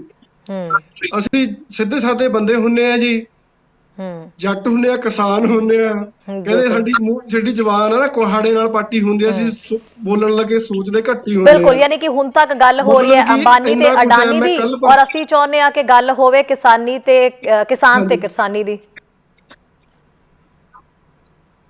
ਦੇਖੋ ਜੀ, ਗੱਲ ਤਾਂ ਅਸੀਂ ਮਤਲਬ ਕਿ ਕਿਸਾਨੀ ਦੀ ਉਹ ਕਰਨ ਬੈਠੇ ਹੋਏ ਆ, ਉਹ ਵੀ ਅਸੀਂ ਰੋਡ ਦੇ ਉੱਪਰ ਬੈਠ ਕੇ ਕਰ ਰਹੇ ਹਾਂ। ਹੁਣ ਦੇਖੋ ਤੁਸੀਂ, ਸਾਡੇ ਕਿਸਾਨ ਨੇ ਜੀ 60 ਤੋਂ ਜ਼ਿਆਦਾ ਨੇ ਸ਼ਹਾਦਤਾਂ ਦੇ ਦਿੱਤੀਆਂ ਨੇ ਜੀ ਇੱਥੇ। ਅਸੀਂ ਪਹਿਲੇ ਦਿਨ ਕਿਹਾ ਸੀਗਾ ਵੀ ਅਸੀਂ ਭੁੱਖ ਹੜਤਾਲ ਕਰਾਂਗੇ, ਭੁੱਖ ਹੜਤਾਲ ਕਰਤੀ, ਮਰਨ ਵਰਤੇ ਬੈਠ ਗਏ। ਹਰ ਰੋਜ਼ ਇੱਕੋ ਇੱਕ ਅਪੀਲ ਹੁੰਦੀ ਸੀ ਵੀ ਸਾਡੀਆਂ ਇੱਥੋਂ ਜਾਂ ਤਾਂ ਡੈੱਡ ਬੋਡੀਆਂ ਜਾਣਗੀਆਂ ਜਾਂ ਅਸੀਂ ਇਹ ਜਿਹੜੇ ਕਾਨੂੰਨ ਨੇ ਵਾਪਸ ਕਰਾ ਕੇ ਜਾਵਾਂਗੇ। ਇਹ ਗੱਲ ਤੋਂ ਅਸੀਂ ਕਦੇ ਪਿੱਛੇ ਨਹੀਂ ਹਟੇ ਹੈਗੇ। ਔਰ ਸਾਡਾ ਕੱਲਾ ਕੱਲਾ ਕਿਸਾਨ ਅੱਜ ਕੋਈ ਕਿਸੇ ਦੇ ਪਿੱਛੇ ਲੱਗ ਕੇ ਨਹੀਂ ਆਉਂਦਾ ਹੈਗਾ ਜੀ। ਹਰ ਇੰਡੀਵਿਜੂਅਲੀ ਹਰੇਕ ਬੰਦਾ ਆਪਣੇ ਆਪ ਇੱਥੇ ਇਸ ਅੰਦੋਲਨ ਤੇ ਪਹੁੰਚਿਆ ਹੋਇਆ ਜੀ। ਇੱਥੋਂ ਤੱਕ ਕਿ ਕੋਈ ਵੀਲ ਚੇਅਰ ਲੈ ਕੇ ਪਹੁੰਚਿਆ ਆਪਣੀ, ਕੋਈ ਸਾਈਕਲ ਲੈ ਕੇ ਪਹੁੰਚਿਆ, ਕੋਈ ਪੈਦਲ ਚੱਲ ਕੇ ਪਹੁੰਚਿਆ ਹੋਇਆ। ਮਤਲਬ ਹੁਣ ਪੂਰੇ ਇੰਡੀਆ ਦੇ ਵਿੱਚ ਇੱਥੇ ਸਾਰੇ ਦੇ ਸਾਰੇ ਕਿਸਾਨਾਂ ਨੇ ਪੂਰੀ ਦਿੱਲੀ ਨੂੰ ਘੇਰਾ ਪਾ ਲਿਆ ਜੀ। ਇਹਨਾਂ ਨੂੰ ਬਿਲਕੁਲ ਇਹ ਵਾਪਸ ਕਰਨਗੇ। ਅਸੀਂ ਆਪਣਾ ਹੱਕ ਲੈਣ ਜਾਣਦੇ, ਅਸੀਂ ਹੱਕ ਲੈ ਰਹੇ ਹਾਂ। ਅੱਜ ਉਹ ਚੀਜ਼ ਦਾ ਵੀ ਤੁਹਾਨੂੰ ਪਤਾ ਲੱਗੇ ਗਿਆ। ਖੋਲਿਆ ਅਸੀਂ ਖੋਲਨੇ ਨਾ, ਤੁਸੀਂ ਆਪਣੀ ਚੀਜ਼ ਕੱਢਦੇ ਨਹੀਂ ਹੈਗੇ ਔਰ ਦੂਸਰੇ ਉੱਪਰ ਰੱਖਦੇ ਨਹੀਂ ਹੈਗੇ। ਬਿਲਕੁਲ। ਹਾਂਜੀ। ਪਿਆਰੇ ਲਾਲ ਗਰਗ ਜੀ, ਰਾਜੇਸ਼ ਗਿੱਲ ਜੀ, ਬਹੁਤ ਹੀ ਖੂਬਸੂਰਤ ਇਹ ਗੱਲ ਸੁਣਨ ਨੂੰ ਮਿਲ ਰਹੀ ਹੈ ਜਦੋਂ ਅਸੀਂ ਯੂਥ ਨੂੰ ਇੱਦਾਂ ਦੇਖਦੇ ਹਾਂ ਕਿ ਇੰਨੇ ਦਿਨਾਂ ਤੋਂ ਭੁੱਖ ਹੜਤਾਲ ਤੇ ਬੈਠੇ ਨੇ, ਪਾਣੀ ਵੀ ਛੱਡ ਚੁੱਕੇ ਨੇ। ਔਰ ਰਾਜੇਸ਼ ਜੀ, ਤੁਹਾਡੇ ਤੋਂ ਇਹ ਸਵਾਲ ਹੈ ਮੇਰਾ ਕਿ ਜਿਸ ਤਰੀਕੇ ਨਾਲ ਜਗਤਾਰ ਸਿੰਘ ਨੇ ਦੱਸਿਆ ਕਿ ਵੀ ਉਹਨਾਂ ਦੇ ਮਦਰ ਨੇ ਵੀ ਖਾਣਾ ਛੱਡਿਆ ਹੋਇਆ, ਮਤਲਬ ਉਹ ਕਹਿ ਰਹੇ ਨੇ ਕਿ ਜੇ ਮੇਰਾ ਮੁੰਡਾ ਸਿੰਘੂ ਬਾਰਡਰ ਦੇ ਉੱਤੇ ਬੈਠਾ ਭੁੱਖ ਹੜਤਾਲ ਤੇ ਹੈ ਤਾਂ ਮੈਂ ਇੱਥੇ ਖਾਣਾ ਕਿਵੇਂ ਖਾ ਲਵਾਂ। ਤੁਸੀਂ ਪੂਰੇ ਪੰਜਾਬ ਦਾ ਦੌਰਾ ਕਰਦੇ ਹੋ, ਤੁਸੀਂ ਸੀਨੀਅਰ ਜਰਨਲਿਸਟ ਹੋ, ਹਰ ਤਸਵੀਰ ਤੁਸੀਂ ਆਪਣੇ ਅੱਖੀ ਦੇਖਦੇ ਹੋ। ਇੱਦਾਂ ਦੇ ਹੋਰ ਕਿੰਨੇ ਪਰਿਵਾਰ ਨੇ ਜਿਹੜੇ ਕਿ ਬੈਠੇ ਪੰਜਾਬ ਦੇ ਵਿੱਚ ਹੋਏ ਨੇ, ਅੰਦੋਲਨ ਦੇ ਵਿੱਚ ਨਹੀਂ ਪਹੁੰਚ ਪਾ ਰਹੇ ਕਿਉਂਕਿ ਉਹਨਾਂ ਨੇ ਪਿੱਛੇ ਘਰਾਂ ਨੂੰ ਦੇਖਣਾ ਹੈ, ਖੇਤਾਂ ਨੂੰ ਦੇਖਣਾ ਹੈ, ਤਾਂ ਉਹ ਇਸ ਵੇਲੇ ਕੀ ਸੋਚ ਵਿਚਾਰ ਕਰ ਰਹੇ ਨੇ, ਖਾਸ ਕਰਕੇ ਜਦੋਂ ਇਹ ਦੋ ਕਾਨੂੰਨ ਜਿਹੜੇ ਨੇ ਉਹਨਾਂ ਨੂੰ ਰੱਦ ਕਰਨ ਦੀ ਗੱਲ ਜਿਹੜੀ ਸਰਕਾਰ ਦੀ ਜ਼ੁਬਾਨ ਤੇ ਆਈ, ਤਾਂ ਕੀ ਤਸਵੀਰ ਦੇਖਣ ਨੂੰ ਮਿਲ ਰਹੀ ਹੈ ਉੱਥੋਂ ਦੀ? ਪਹਿਲਾਂ ਤਾਂ ਜੀ ਮੈਂ ਜਿਵੇਂ ਟਾਕ ਸ਼ੁਰੂ ਹੋਣ ਤੋਂ ਪਹਿਲਾਂ ਸਲੂਟ ਕੀਤਾ ਸੀਗਾ, ਜਿੱਦਾਂ ਕਿ ਇੱਕ ਵਾਰੀ ਫੇਰ ਸਲੂਟ ਕਰਦਾ ਹਾਂ ਸਾਰੇ ਦਰਸ਼ਕ ਜਿਹੜੇ ਐਟਲੇ ਮੌਜੂਦ ਤੇ ਇਹਨਾਂ ਨੂੰ ਨਹੀਂ ਬਲਕਿ ਤਮਾਮ ਜਿਹੜੇ ਯੋਧੇ ਜਿਹੜੇ ਬੈਠੇ ਐਟਲੇ ਸਰਦਾਰ ਜਿਹੜੇ ਦਿੱਲੀ ਦੀਆਂ ਸਰਦਾਰ ਸਾਰਿਆਂ ਨੂੰ ਸਲੂਟ ਕਰਦਾ। ਔਰ ਇਹ ਜਿਹੜੀ ਗੱਲ ਦੱਸੀ ਉਹ ਮੇਰਾ ਵੀ ਦਿਲ ਹਿਲ ਗਿਆ ਕਿ ਘਰ ਚ ਮਾਤਾ ਜੀ ਜਿਹੜੇ ਨੇ ਉਹ ਭੁੱਖੇ ਬੈਠੇ ਨੇ, ਉਹ ਬੜੀ ਦਿਲ ਨੂੰ ਹਿਲਾਉਣ ਵਾਲੀ ਗੱਲ ਹੈ ਤੇ ਸਰਕਾਰਾਂ ਦੇ ਨਹੀਂ ਹਿਲਦੇ। ਪਰ ਇਹ ਚੀਜ਼ ਜਿਹੜੀ ਆ, ਤੁਸੀਂ ਅੰਮ੍ਰਿਤਸਰ ਦੀ ਗੱਲ ਲੈ ਲਓ, ਅੰਮ੍ਰਿਤਸਰ ਦਾ ਇਸ ਵੇਲੇ ਜਿਹੜਾ ਗੋਲਡਨ ਗੇਟ ਹੈ ਉੱਥੇ ਕੁਝ ਪਰਿਵਾਰ ਜਿਹੜੇ ਹੜਤਾਲ ਤੇ ਬੈਠੇ ਹੋਏ ਨੇ। ਔਰ ਇਹ ਇੱਕ ਬਹੁਤ ਸਾਰੀਆਂ ਥਾਵਾਂ ਤੇ ਲੋਕ ਜਿਹੜੇ ਨੇ ਕਿਸੇ ਨਾ ਕਿਸੇ ਤਰੀਕੇ ਨਾਲ ਆਪਣਾ ਯੋਗਦਾਨ ਪਾਉਂਦੇ ਨੇ ਕਿ ਉਹ ਜਿਹੜੀ ਤਕਲੀਫ ਆ ਉਹ ਵੀ ਸਹਿ ਰਹੇ ਨੇ ਕਿ ਕਿਸਾਨਾਂ ਦੇ ਬਿਲਕੁਲ ਨਾਲ ਆਪਣੀ ਇਕਜੁੱਟਤਾ ਦਰਸਾਉਣ ਵਾਸਤੇ ਤਕਲੀਫਾਂ ਵੀ ਸਹਿ ਰਹੇ ਨੇ। ਔਰ ਦੇਖੋ ਕਈ ਲੋਕ ਜਿਹੜੇ ਨੇ ਜਿਹੜੇ ਰਿਟਾਇਰ ਹੋ ਚੁੱਕੇ ਨੇ, ਉਹ ਬਜ਼ੁਰਗ ਉਹਨਾਂ ਨੂੰ ਕਹਾਂਗੇ ਜਿਹੜੇ ਚੁੱਕੇ ਨੇ, ਉਹ ਇੱਕੋ ਸਾਈਕਲ ਤੇ ਦਿੱਲੀ, ਤੁਸੀਂ ਦੇਖੋ ਕਿੰਨਾ ਲੰਬਾ ਸਫ਼ਰ ਹੈ, ਇੱਕੋ ਸਾਈਕਲ ਤੇ ਦਿੱਲੀ ਜਿਹੜੇ ਰਵਾਨਾ ਹੋਏ ਨੇ ਅੱਜ, ਤੇ ਸਾਬਕਾ ਜਿਹੜੇ ਉਹ ਹੋ ਗਏ ਨੇ। ਇਹ ਤਮਾਮ ਚੀਜ਼ਾਂ ਜਿਹੜੀਆਂ ਵੇਖਣ ਨੂੰ ਮਿਲਦੀਆਂ ਸਿਰਫ ਜਿਹੜਾ ਪੰਜਾਬ ਦੇ ਵਿੱਚ, ਕਿਉਂਕਿ ਦੇਖੋ ਜਿਹੜੀ ਨੌਜਵਾਨੀ ਦੀ ਗੱਲ ਕਰ ਰਹੇ ਹਾਂ ਅਸੀਂ, ਨੌਜਵਾਨਾਂ ਨੇ ਜਿਹੜੀਆਂ ਐਗਜ਼ੈਂਪਲਸ ਪੇਸ਼ ਕੀਤੀਆਂ ਉਹ ਉਸ ਮਾਹੌਲ ਦੇ ਵਿੱਚ ਪੇਸ਼ ਕੀਤੀਆਂ ਜਿਸ ਦੇ ਵਿੱਚ ਸਰਕਾਰ ਦੇ ਇਹਨੇ ਨੈਰੇਟਿਵ ਸੀ, ਜਿਹੜੇ ਕਿ ਨੈਰੇਟਿਵ ਸਾਰੇ ਫੇਲ ਹੋਏ। ਕੀ ਕੁਝ ਨਹੀਂ ਕਰਨ ਦੀ ਕੋਸ਼ਿਸ਼ ਕੀਤੀ ਕਿ ਹਰ ਤਰ੍ਹਾਂ ਦਾ ਨੈਰੇਟਿਵ ਜਿਹੜਾ ਉਹ ਕੋਈ ਚੈਨਲ ਜਿਹੜੇ ਉਹਨਾਂ ਨੇ ਉਹਨਾਂ ਨੂੰ ਪੂਰੀ ਤਰ੍ਹਾਂ ਨਾਲ ਪੂਰਾ ਜ਼ੋਰ ਲਾ ਦਿੱਤਾ, ਪੂਰੀ ਵਾਹ ਲਾ ਦਿੱਤੀ ਕਿ ਇਹ ਜਿਹੜੇ ਨੈਰੇਟਿਵ ਆਪਾਂ ਸਫਲ ਹੋ ਰਹੀ ਹੈ ਉਹ ਨਹੀਂ ਹੋ ਸਕੇ। ਔਰ ਹਾਲਾਂਕਿ ਹਾਲੇ ਵੀ ਜਾਰੀ ਨੇ, ਹਾਲੇ ਵੀ ਕੋਸ਼ਿਸ਼ਾਂ ਚੱਲਦੀਆਂ ਨੇ, ਪਰ ਆਪਣੇ ਜਿਹੜੇ ਨੌਜਵਾਨ ਨੇ ਉੱਥੇ ਉਹ ਇੰਨੇ ਡਿਸਿਪਲਿਨਡ ਨੇ ਔਰ ਇੰਨੀ ਵਿਉਂਤਬੰਦੀ ਨਾਲ ਚੱਲਦੇ ਨੇ ਕਿ ਇੱਕ ਮੈਂ ਕਹਿੰਦਾ ਕਿ ਪੂਰੀ ਦੁਨੀਆ ਦੀ ਮੈਨੇਜਮੈਂਟ ਜਿਹੜੀ ਹੈ ਉਹਨਾਂ ਨੂੰ ਇਹਨਾਂ ਕੋਲ ਸਿੱਖ ਲੈਣੀ ਚਾਹੀਦੀ, ਸਿੱਖਣਾ ਚਾਹੀਦਾ ਕਿ ਕਿਵੇਂ ਮੈਨੇਜਮੈਂਟ ਕਰਦੇ ਨੇ, ਕਿਸ ਢੰਗ ਨਾਲ ਇੱਕ ਜਿਹੜੀ ਆ ਕਹਿ ਸਕਦੇ ਰੋਈ ਹੋਈ ਨਜ਼ਰ ਆਉਂਦੀ ਹੈ ਕਿ ਇਹ ਨਹੀਂ ਲੱਗਦਾ ਕਿ ਇਹ ਚੀਜ਼ ਕਿਤੇ ਸਕੈਟਰਡ ਚੀਜ਼ਾਂ ਪਈਆਂ, ਇਹ ਨਹੀਂ ਲੱਗਦਾ ਤੇ ਬੜੇ ਸੱਜੇ ਢੰਗ ਨਾਲ ਸਾਰੀਆਂ ਚੀਜ਼ਾਂ ਚੱਲਦੀਆਂ ਨੇ। ਔਰ ਉਹ ਵੀ ਐਡਾ ਵੱਡਾ ਐਡਾ ਮਿਆਰੀ ਅੰਦੋਲਨ ਜਿਸ ਢੰਗ ਨਾਲ ਚੱਲ ਰਿਹਾ, ਉਹ ਵਾਕਿਆ ਹੀ ਇੱਕ ਮੈਨੂੰ ਨਹੀਂ ਲੱਗਦਾ ਕਿ ਆਉਣ ਵਾਲੇ ਸਮੇਂ 'ਚ ਕਿਤੇ ਟੈਂਪਰੇਰੀ ਦਫਾ ਮਿਲੇਗੀ ਜਿਹੜੀ ਅਸੀਂ ਆਪਣੇ ਜੀਵਨ ਦੇ ਵਿੱਚ ਵੇਖ ਰਹੇ ਹਾਂ। ਤੇ ਵਾਕਿਆ ਹੀ ਜਿਹੜਾ ਗਰਗ ਸਾਹਿਬ ਵੀ ਗੱਲ ਕਰ ਰਹੀ ਸੀ ਕਿ ਇਹ ਬਿੱਲ ਤਾਂ ਪਾਸ ਨਹੀਂ ਨੇ, ਬਿੱਲ ਤਾਂ ਸੌਰੀ ਵਾਪਸ ਲੈਣੇ ਪੈਣੇ ਨੇ, ਰੱਦ ਹੋਣੇ ਹੀ ਨੇ, ਕਿਉਂਕਿ ਇੰਨਾ ਵੱਡਾ ਹੌਸਲਾ ਹੈ, ਐਡੇ ਵੱਡੇ ਹੌਸਲੇ ਅੱਗੇ ਵੱਡੇ ਪਹਾੜ ਨਹੀਂ ਟਿਕ ਸਕਦੇ, ਇਹ ਕਰਨਾ ਹੀ ਪੈਂਦਾ। ਔਰ ਜਿਵੇਂ ਕਿ ਅਸੀਂ ਸਾਰੇ ਜਾਣਦੇ, ਅਸੀਂ ਪਹਿਲਾਂ ਵੀ ਇਹ ਚੀਜ਼ਾਂ ਡਿਸਕਸ ਕਰ ਚੁੱਕੇ ਨੇ ਕਿ ਕਿਵੇਂ ਜਿਹੜਾ ਦੂਸਰੇ ਬਾਹਰ ਦੇ ਮੁਲਕਾਂ ਦੇ ਵਿੱਚ ਜਾਂ ਕੁਝ ਥਾਵਾਂ ਦੇ ਜਿਹੜੇ ਅਜਿਹੇ ਮਾਡਲ ਜਿਹੜੇ ਆਏ ਤਾਂ ਉਹ ਇਸ ਤਰ੍ਹਾਂ ਨਾਲ ਫੇਲ ਹੋਏ ਤੇ ਫਿਰ ਇਹਨਾਂ ਤੇ ਕਿਉਂ ਕੋਪੇ ਜਾ ਰਹੇ ਨੇ। ਔਰ ਅੰਮ੍ਰਿਤਸਰ ਦੇ ਮੰਡੀਆਂ ਦੇ ਵਿੱਚ ਉਹ ਮਜ਼ਦੂਰ ਵੀ ਕਰ ਰਹੇ ਨੇ ਜਿਨ੍ਹਾਂ ਦੀਆਂ ਵੀ ਜ਼ਮੀਨਾਂ ਆਪਣੀਆਂ ਉਹ ਇੱਥੇ ਆ ਕੇ ਮਿਲਦੀ ਕਰਦੇ ਨੇ, ਆਪਣੇ ਪਰਿਵਾਰ ਪਾਲਦੇ ਨੇ। ਬਹੁਤ ਸਾਰੀਆਂ ਐਗਜ਼ਾਮਪਲਸ ਨੇ। ਤਾਂ ਜ਼ਾਹਿਰ ਤੌਰ ਤੇ ਕੁਝ ਪਰਿਵਾਰਾਂ ਨੂੰ ਖੁਸ਼ ਕਰਨ ਵਾਸਤੇ ਜਿਹੜਾ ਇਹ ਸਭ ਕੀਤਾ ਜਾ ਰਿਹਾ, ਇਸੇ ਕਰਕੇ ਉਸ ਚੀਜ਼ ਦਾ ਜਿਹੜਾ ਪੇਜ ਲਿਆ ਹੋਇਆ ਹੈ ਉਹ MSP ਦਾ ਉਹ ਪੇਜ ਹੈ ਜਾਂ ਕਿੰਨੇ ਬਿੱਲਾਂ ਦਾ ਪੇਜ ਜਿਹੜਾ ਅੜਿਆ ਹੈ ਉਹ ਇਸੇ ਕਰਕੇ ਅੜਿਆ ਹੈ ਕਿ ਉਧਰੋਂ ਨੈਰੇਟਿਵ ਕਿਸੇ ਹੋਰ ਪਾਸੇ ਹੋਣ, ਇਹ ਵੱਖਰੀ ਕਿਸਮ ਦਾ ਨੈਰੇਟਿਵ ਹੈ ਜਿਸ ਦੀ ਪਾਲਣਾ ਸਰਕਾਰ ਕਰ ਰਹੀ ਹੈ। ਤਾਂ ਜ਼ਾਹਿਰ ਤੌਰ ਤੇ ਉਹ ਚੀਜ਼ ਜਿਹੜੀ ਹੋਈ ਹੈ, ਹਾਲਾਂਕਿ ਪੂਰੀ ਉਮੀਦ ਹੈ ਕਿ ਜ਼ਰੂਰ ਇਸ ਲਈ ਪੂਰੇ ਦ੍ਰਿੜਤਾ ਨਾਲ ਜਿਹੜੀ ਲੜਾਈ ਲੜੀ ਜਾ। ਬਿਲਕੁਲ ਪਿਆਰੇ ਲਾਲ ਗਰਗ ਜੀ, ਜਦੋਂ ਵੀ ਇਸ ਤਰੀਕੇ ਦੀਆਂ ਮੂਵਮੈਂਟਸ ਹੋਈਆਂ ਨੇ, ਅਸੀਂ ਪਿੱਛੇ ਵੀ ਜੇ ਨਜ਼ਰ ਮਾਰ ਲਈਏ ਜਿੰਨੀਆਂ ਵੀ ਹੁਣ ਤੱਕ ਵੱਡੀਆਂ ਮੂਵਮੈਂਟ ਹੋਈਆਂ ਨੇ, ਅਜਿਹੀਆਂ ਮੂਵਮੈਂਟਸ ਦੇ ਵਿੱਚ ਅਸੀਂ ਦੇਖਿਆ ਹੈ ਕਿ ਜਦੋਂ ਭੁੱਖ ਹੜਤਾਲ ਦਾ ਇੱਕ ਬਹੁਤ ਹੀ ਅਹਿਮ ਰੋਲ ਹਮੇਸ਼ਾ ਰਿਹਾ ਹੈ। ਅਸੀਂ ਦੇਖਿਆ ਕਿ ਅੰਨਾ ਹਜ਼ਾਰੇ ਹੋਣੀ ਵੀ ਕਿਵੇਂ ਅਨਸ਼ਨ ਜਦੋਂ ਕਰਦੇ ਸੀਗੇ ਤਾਂ ਅਸੀਂ ਦੇਖਿਆ ਕਿ ਵੱਡੇ ਮੂਵਮੈਂਟਸ ਦੇ ਵਿੱਚ ਭੁੱਖ ਹੜਤਾਲ ਦਾ ਬਹੁਤ ਅਹਿਮ ਰੋਲ ਰਿਹਾ। ਜਦੋਂ ਇਸ ਕਿਸਾਨ ਅੰਦੋਲਨ ਦੇ ਵਿੱਚ ਸਾਰੇ ਜੁਟੇ ਹੋਏ ਨੇ, ਨੋ ਡਾਊਟ ਕਿ ਇਹ ਵੀ ਇਤਿਹਾਸ ਦੇ ਵਿੱਚ ਉਕਰੀ ਜਾਣ ਵਾਲੀ ਗੱਲ ਹੈ। ਔਰ ਜਦੋਂ ਭੁੱਖ ਹੜਤਾਲ ਜਿਹੜੇ ਲੋਕ ਰੱਖਦੇ ਨੇ, ਭੁੱਖ ਹੜਤਾਲ ਦਾ ਰੋਲ ਕਿੰਨਾ ਕੁ ਅਹਿਮ ਮੰਨਿਆ ਜਾਂਦਾ ਹੈ ਜਦੋਂ ਵੀ ਇਸ ਤਰੀਕੇ ਦੀਆਂ ਵੱਡੀਆਂ ਮੂਵਮੈਂਟਸ ਜਾਂ ਵੱਡੇ ਅੰਦੋਲਨ ਹੁੰਦੇ ਨੇ? ਤਾਂ ਮੈਂ ਇਹ ਅਸੀਂ 70 80 ਦਿਨ ਦੀਆਂ ਹੜਤਾਲਾਂ ਕਰੀਆਂ, ਹੜਤਾਲਾਂ ਵੀ ਕਰੀਆਂ ਨੇ, ਚੇਨ ਫਾਸਟ ਵੀ ਕਰੇ। ਹੜਤਾਲ ਦਾ ਮਤਲਬ ਭੁੱਖ ਹੜਤਾਲ ਹੁੰਦਾ। ਭੁੱਖ ਹੜਤਾਲ ਕੋਈ ਫਿਜ਼ੀਕਲ ਪ੍ਰੈਸ਼ਰ ਨਹੀਂ, ਮੋਰਲ ਪ੍ਰੈਸ਼ਰ। ਇੱਕ ਵਾਰੀ ਸਾਨੂੰ ਪਤਾ ਲੱਗਿਆ ਵੀ ਡਾਕਟਰ ਰਾਤ ਨੂੰ ਜਾ ਕੇ ਰੋਟੀ ਖਾਇਆ ਕਰਨ, ਮੈਂ ਦੂਜੇ ਦਿਨ ਹੜਤਾਲ ਬੰਦ ਕਰਾਤੀ। ਮੈਂ ਬਿਲਕੁਲ ਨਹੀਂ ਵਹੀ ਜੀ, ਡਰਾਮੇਬਾਜ਼ੀ ਦੀ ਕੀ ਲੋੜ ਹੈ? ਭੁੱਖ ਰਹਿਣ ਦਾ ਮਤਲਬ ਅਸੀਂ ਸੰਤਾਪ ਚੱਲ ਰਿਹਾ ਜੀ, ਸੰਤਾਪ ਤੋਂ ਅਸੀਂ ਚੱਲ ਹੀ ਨਹੀਂ ਰਹੇ, ਤੁਸੀਂ ਤਾਂ ਡਰਾਮੇਬਾਜ਼ੀ ਕਰ ਰਹੇ ਹੋ। ਭੁੱਖ ਹੜਤਾਲ ਦਾ ਮਤਲਬ ਹੁੰਦਾ ਹੈ ਬੰਦੇ ਦੀ ਆਤਮਾ ਨੂੰ ਫੜਾਉਣਾ। ਪਰ ਅੱਜ ਸਰਕਾਰ ਦੀ ਸਰੀਰ ਨੂੰ ਤੇ ਆਤਮਾ ਨੂੰ ਦੋਹਾਂ ਨੂੰ ਕਿਵੇਂ ਹਿਲਾਇਆ? ਮੈਂ ਉਹ ਜਿਵੇਂ ਇਹਨਾਂ ਨੇ ਕਿਹਾ ਜਿਹੜਾ ਬਾਰਡਰ ਦੇ ਉੱਤੇ ਖੜਾ ਹੈ ਨਾ, ਚਾਹੇ ਚੀਨ ਦੀ ਬਾਰਡਰ ਤੇ ਖੜਾ ਹੈ, ਚਾਹੇ ਉਹ ਪਾਕਿਸਤਾਨ ਦੀ ਬਾਰਡਰ ਤੇ ਖੜਾ ਹੈ, ਉਹਨੂੰ ਪਤਾ ਮੇਰਾ ਬੁੱਢਾ ਬਾਪ, ਮੇਰੀ ਮਾਂ, ਮੇਰਾ ਭਾਈ ਉੱਥੇ ਸਿੰਘੂ ਬਾਰਡਰ ਤੇ ਜਾਂ ਟਿਕਰੀ ਬਾਰਡਰ ਤੇ ਜਾਂ ਗਾਜ਼ੀਆਬਾਦ ਬਾਰਡਰ ਤੇ ਜਾਂ ਜੈਪੁਰ ਵਾਲੇ ਹਾਈਵੇ ਦੇ ਉੱਤੇ ਮੇਰਾ ਭਰਾ, ਚਾਚਾ, ਤਾਇਆ, ਮਾਮਾ, ਮਾਸੀ, ਭੈਣ, ਭੂਆ, ਇਹ ਉੱਥੇ ਬੈਠੇ ਨੇ। ਇਹ ਦੱਸ ਦਿੱਤਾ ਗਿਆ। ਜਿਹੜੇ ਫੌਜੀ, ਰਿਟਾਇਰਡ ਫੌਜੀ ਜਾ ਕੇ ਇਕੱਠੇ ਹੋ ਗਏ, ਇਹਨਾਂ ਨੂੰ ਨਹੀਂ ਸਮਝ ਆਣੀ ਸੀ। ਇਹਨਾਂ ਨੂੰ ਅੱਜ ਰਾਜਨਾਥ ਸਿੰਘ ਅੱਜ ਤੱਕ ਤਾਂ ਇਹੀ ਕਹਿੰਦੇ ਟੁਕੜੇ ਗਏਗਾ ਜੀ, ਇਹ ਤਾਂ ਖਾਲਿਸਤਾਨੀ ਨੇ ਜੀ, ਇਹ ਤਾਂ ਨਕਸਲਾਈਟ ਨੇ ਜੀ, ਇੱਥੋਂ ਤਾਂ ਕਹਿਣ ਲੱਗੇ ਵਾਮਪੰਥੀ ਨੇ। ਇਹਨਾਂ ਨੂੰ ਪੁੱਛੋ ਵਾਮਪੰਥੀਆਂ ਨੂੰ ਟਿਕਟ ਕਿਉਂ ਇਲੈਕਸ਼ਨ ਕਮਿਸ਼ਨ ਰਿਕਗਨਾਈਜ਼ ਕਿਉਂ ਕਰਦਾ ਹੈ? ਦੁਨੀਆ 'ਚ ਵਾਮਪੰਥ ਇੱਕ ਆਪਣੇ ਆਪ 'ਚ ਹੀ ਰਾਈਟ ਐਂਡ ਲੈਫਟ ਤਾਂ ਪੂਰੀ ਦੁਨੀਆ ਦੇ ਵਿੱਚ ਹੈ ਵੀ ਇਹ ਰਾਈਟਿਸਟ ਨੇ ਜੀ, ਇਹ ਲੈਫਟਿਸਟ ਨੇ। ਉਹਨੂੰ ਵੀ ਕਹਿਣ ਲੱਗੇ ਸੀ। ਅੱਜ ਰਾਜਨਾਥ ਸਿੰਘ ਜੀ ਦਾ ਜਿਹੜਾ ਸਵੇਰੇ ਬਿਆਨ ਆਇਆ ਕਿ ਜਿਹੜਾ ਇਹਨਾਂ ਨੂੰ ਕਹਿੰਦਾ ਹੈ ਇਸ ਤਰ੍ਹਾਂ ਦੀਆਂ ਗੱਲਾਂ ਕਹਿੰਦਾ ਹੈ, ਇਹ ਗਲਤ ਹੈ। ਇਹਨਾਂ ਨੂੰ ਰਿਅਲਾਈਜੇਸ਼ਨ ਹੋਈ ਅੰਦਰੋਂ। ਦੂਜੀ ਗੱਲ, ਇਹ ਕੋਈ ਇਹਨਾਂ ਨੇ ਆਏ ਨਹੀਂ ਦਿੱਤਾ, ਇਹ ਕੋਈ ਖਾਲੀ ਚ ਨਹੀਂ ਰੱਖ ਕੇ ਦਿੱਤੇ। ਅੱਜ ਇਹਨਾਂ ਨੂੰ ਪਤਾ ਲੱਗ ਗਿਆ ਜੇ ਗੱਲ ਵੱਧਦੀ ਗਈ, ਜੇ ਕਿਤੇ ਵੱਡੀ ਬਗਾਵਤ ਹੋ ਗਈ ਤਾਂ ਇਹਨਾਂ ਨੂੰ ਸਾਹਮਣੇ ਔਖੀ ਹੋ ਜੂਗੀ। ਕਿਉਂਕਿ ਅੱਜ ਪੰਜਾਬ ਦਾ, ਮੈਂ ਪੰਜਾਬ ਤੋਂ ਹੁੰਦਾ, ਇੱਥੇ ਫਤਿਹਗੜ੍ਹ ਸਾਹਿਬ ਗਏ ਸੀ 26 ਤਰੀਕ ਨੂੰ। ਫਤਿਹਗੜ੍ਹ ਸਾਹਿਬ ਦੇ ਵਿੱਚ ਕਿੰਨਾ ਹੀ ਜ਼ਿਆਦਾ ਲੋਕ ਉੱਥੇ, ਉਸ ਤਰ੍ਹਾਂ ਹੀ ਟਰਾਲੀਆਂ ਚ ਵੀ ਉਧਰ ਨੂੰ ਮੁੜ ਕੇ ਦਿੱਲੀ ਨੂੰ ਜਾਣਾ। ਅੱਜ ਕੱਲ ਦੀ ਮਾਰਚ ਹੋਣੀ ਸੀ, ਮਾਰਚ ਬੰਦ ਕਰਿਆ, ਇਕੱਠ ਉੱਥੇ ਫਿਰ ਹੋਣਾ। ਉੱਥੇ ਹੋਰ ਲੋਕ ਜਾ ਰਹੇ ਨੇ। ਉਹ ਜਿਵੇਂ ਮੈਂ ਪਹਿਲਾਂ ਵੀ ਕਿਹਾ ਸੀ, ਹਰੇਕ ਬੰਦਾ ਚਾਹੁੰਦਾ ਹੈ। ਅੱਜ ਤਾਂ ਲੋਕ ਇਹ ਤੂੰ ਉੱਥੇ ਗਿਆ ਸੀ, ਹੁਣ ਤਾਂ ਇਹ ਹਾਸੇ ਠੱਠੇ ਹੋ ਗਏ ਵੀ ਜੇ ਕੁੜੀ ਮੁੰਡੇ ਦਾ ਰਿਸ਼ਤਾ ਕਰਨਾ ਤਾਂ ਪਹਿਲਾਂ ਪੁੱਛੋ ਵੀ ਸਿੰਘੂ ਬਾਰਡਰ ਤੇ ਗਿਆ ਸੀ। ਬਿਲਕੁਲ ਜੀ, ਇਹ ਜਿਹੜਾ ਇੱਕ ਤਕੀਆ ਕਲਾਮ ਬਣਿਆ, ਇਹ ਨਵਾਂ ਜਿਹੜਾ ਪੈਰਾਡਾਈਮ ਸ਼ਿਫਟ ਹੋਈ ਹੈ, ਜਿਹੜਾ ਨਵਾਂ ਅਸੀਂ ਇੱਕ ਨੈਰੇਟਿਵ ਸਿਰਜਿਆ ਪੰਜਾਬੀਆਂ ਨੇ, ਉਹਦੇ ਨਾਲ ਹਰਿਆਣਵੀ ਰਲੇ, ਉਹਦੇ ਨਾਲ ਪੂਰਾ ਮੁਲਕ ਰਲਿਆ। ਇਹਨਾਂ ਨੂੰ ਨਜ਼ਰ ਨਹੀਂ ਆ ਰਿਹਾ ਸੀ। ਉਹ ਜਿਹੜਾ ਨਹੀਂ ਨਜ਼ਰ ਆਇਆ, ਕੁਛ ਦੇਰ ਠੰਡ ਚ ਇੰਨੇ ਨੌਜਵਾਨ ਸਾਡੇ ਇੰਨੇ ਸ਼ਹੀਦ ਹੋਏ ਨੇ ਕਿਸਾਨ। ਸਰਕਾਰ ਨੂੰ ਸ਼ਰਮ ਹੋਣੀ ਚਾਹੀਦੀ ਸੀ ਨਾ। ਇਹ ਕੋਈ ਅੰਗਰੇਜ਼ੀ ਸਰਕਾਰ ਬਿਹੇਵ ਕਰ, ਇਹਨਾਂ ਨੇ ਜ਼ੋਰ ਸਾਰਾ ਲਾਇਆ। ਮੈਂ ਇੱਕ ਪੰਜਾਬੀ ਚ ਅਸੀਂ ਕਹਿੰਦੇ ਹੁੰਦੇ ਆ ਵੀ ਮੱਛੀ ਸਮੁੰਦਰ ਦਾ ਕਿਨਾਰਾ ਚੱਟ ਕੇ ਮੁੜਦੀ ਹੈ। ਇਹ ਕਿਨਾਰਾ ਚੱਟ ਕੇ ਮੁੜੇ ਨੇ, ਇਹਨਾਂ ਨੂੰ ਪਤਾ ਲੱਗਿਆ ਹੁਣ ਕੋਈ ਹੱਲ ਹੀ ਨਹੀਂ। ਸਾਰੇ ਬੀਜੇਪੀ ਦੇ ਬੰਦਿਆਂ ਦਾ ਘਰਾ ਹੋ ਰਿਹਾ, ਪੰਜਾਬ ਨਿਕਲ ਕੇ ਦਿਖਾਉਣ ਬਾਹਰ। ਠੀਕ ਹੋ ਗਿਆ। ਸਾਰੇ ਟੌਲ ਪਰਾਜੇ ਹੋਰ ਘਰ ਦੇ ਵਿੱਚ ਅੱਜ ਇੱਕ ਘਰ ਤੋਂ 3 ਬੰਦੇ ਗਏ ਹੋਏ ਨੇ। ਆਟਾ ਦਾਲ ਇਕੱਠਾ ਕਰ ਕਰਕੇ ਭੇਜ ਰਹੇ ਨੇ। 5 ਬੰਦੇ ਜਾ ਰਹੇ ਨੇ, ਆ ਰਹੇ ਨੇ, 15 ਉੱਥੇ ਜਾ ਰਹੇ ਨੇ। ਖੇਤੀ ਸਾਂਭੀ ਜਾ ਰਹੀ ਹੈ। ਕਿਤੇ ਔਰਤਾਂ ਖੇਤੀ ਕਰ ਰਹੀਆਂ ਨੇ, ਕਿਤੇ ਗੁਆਂਢੀ ਖੇਤੀ ਕਰ ਰਿਹਾ ਹੈ, ਕਿਤੇ ਦਲਿਤ ਖੇਤੀ ਕਰ ਰਹੇ ਨੇ।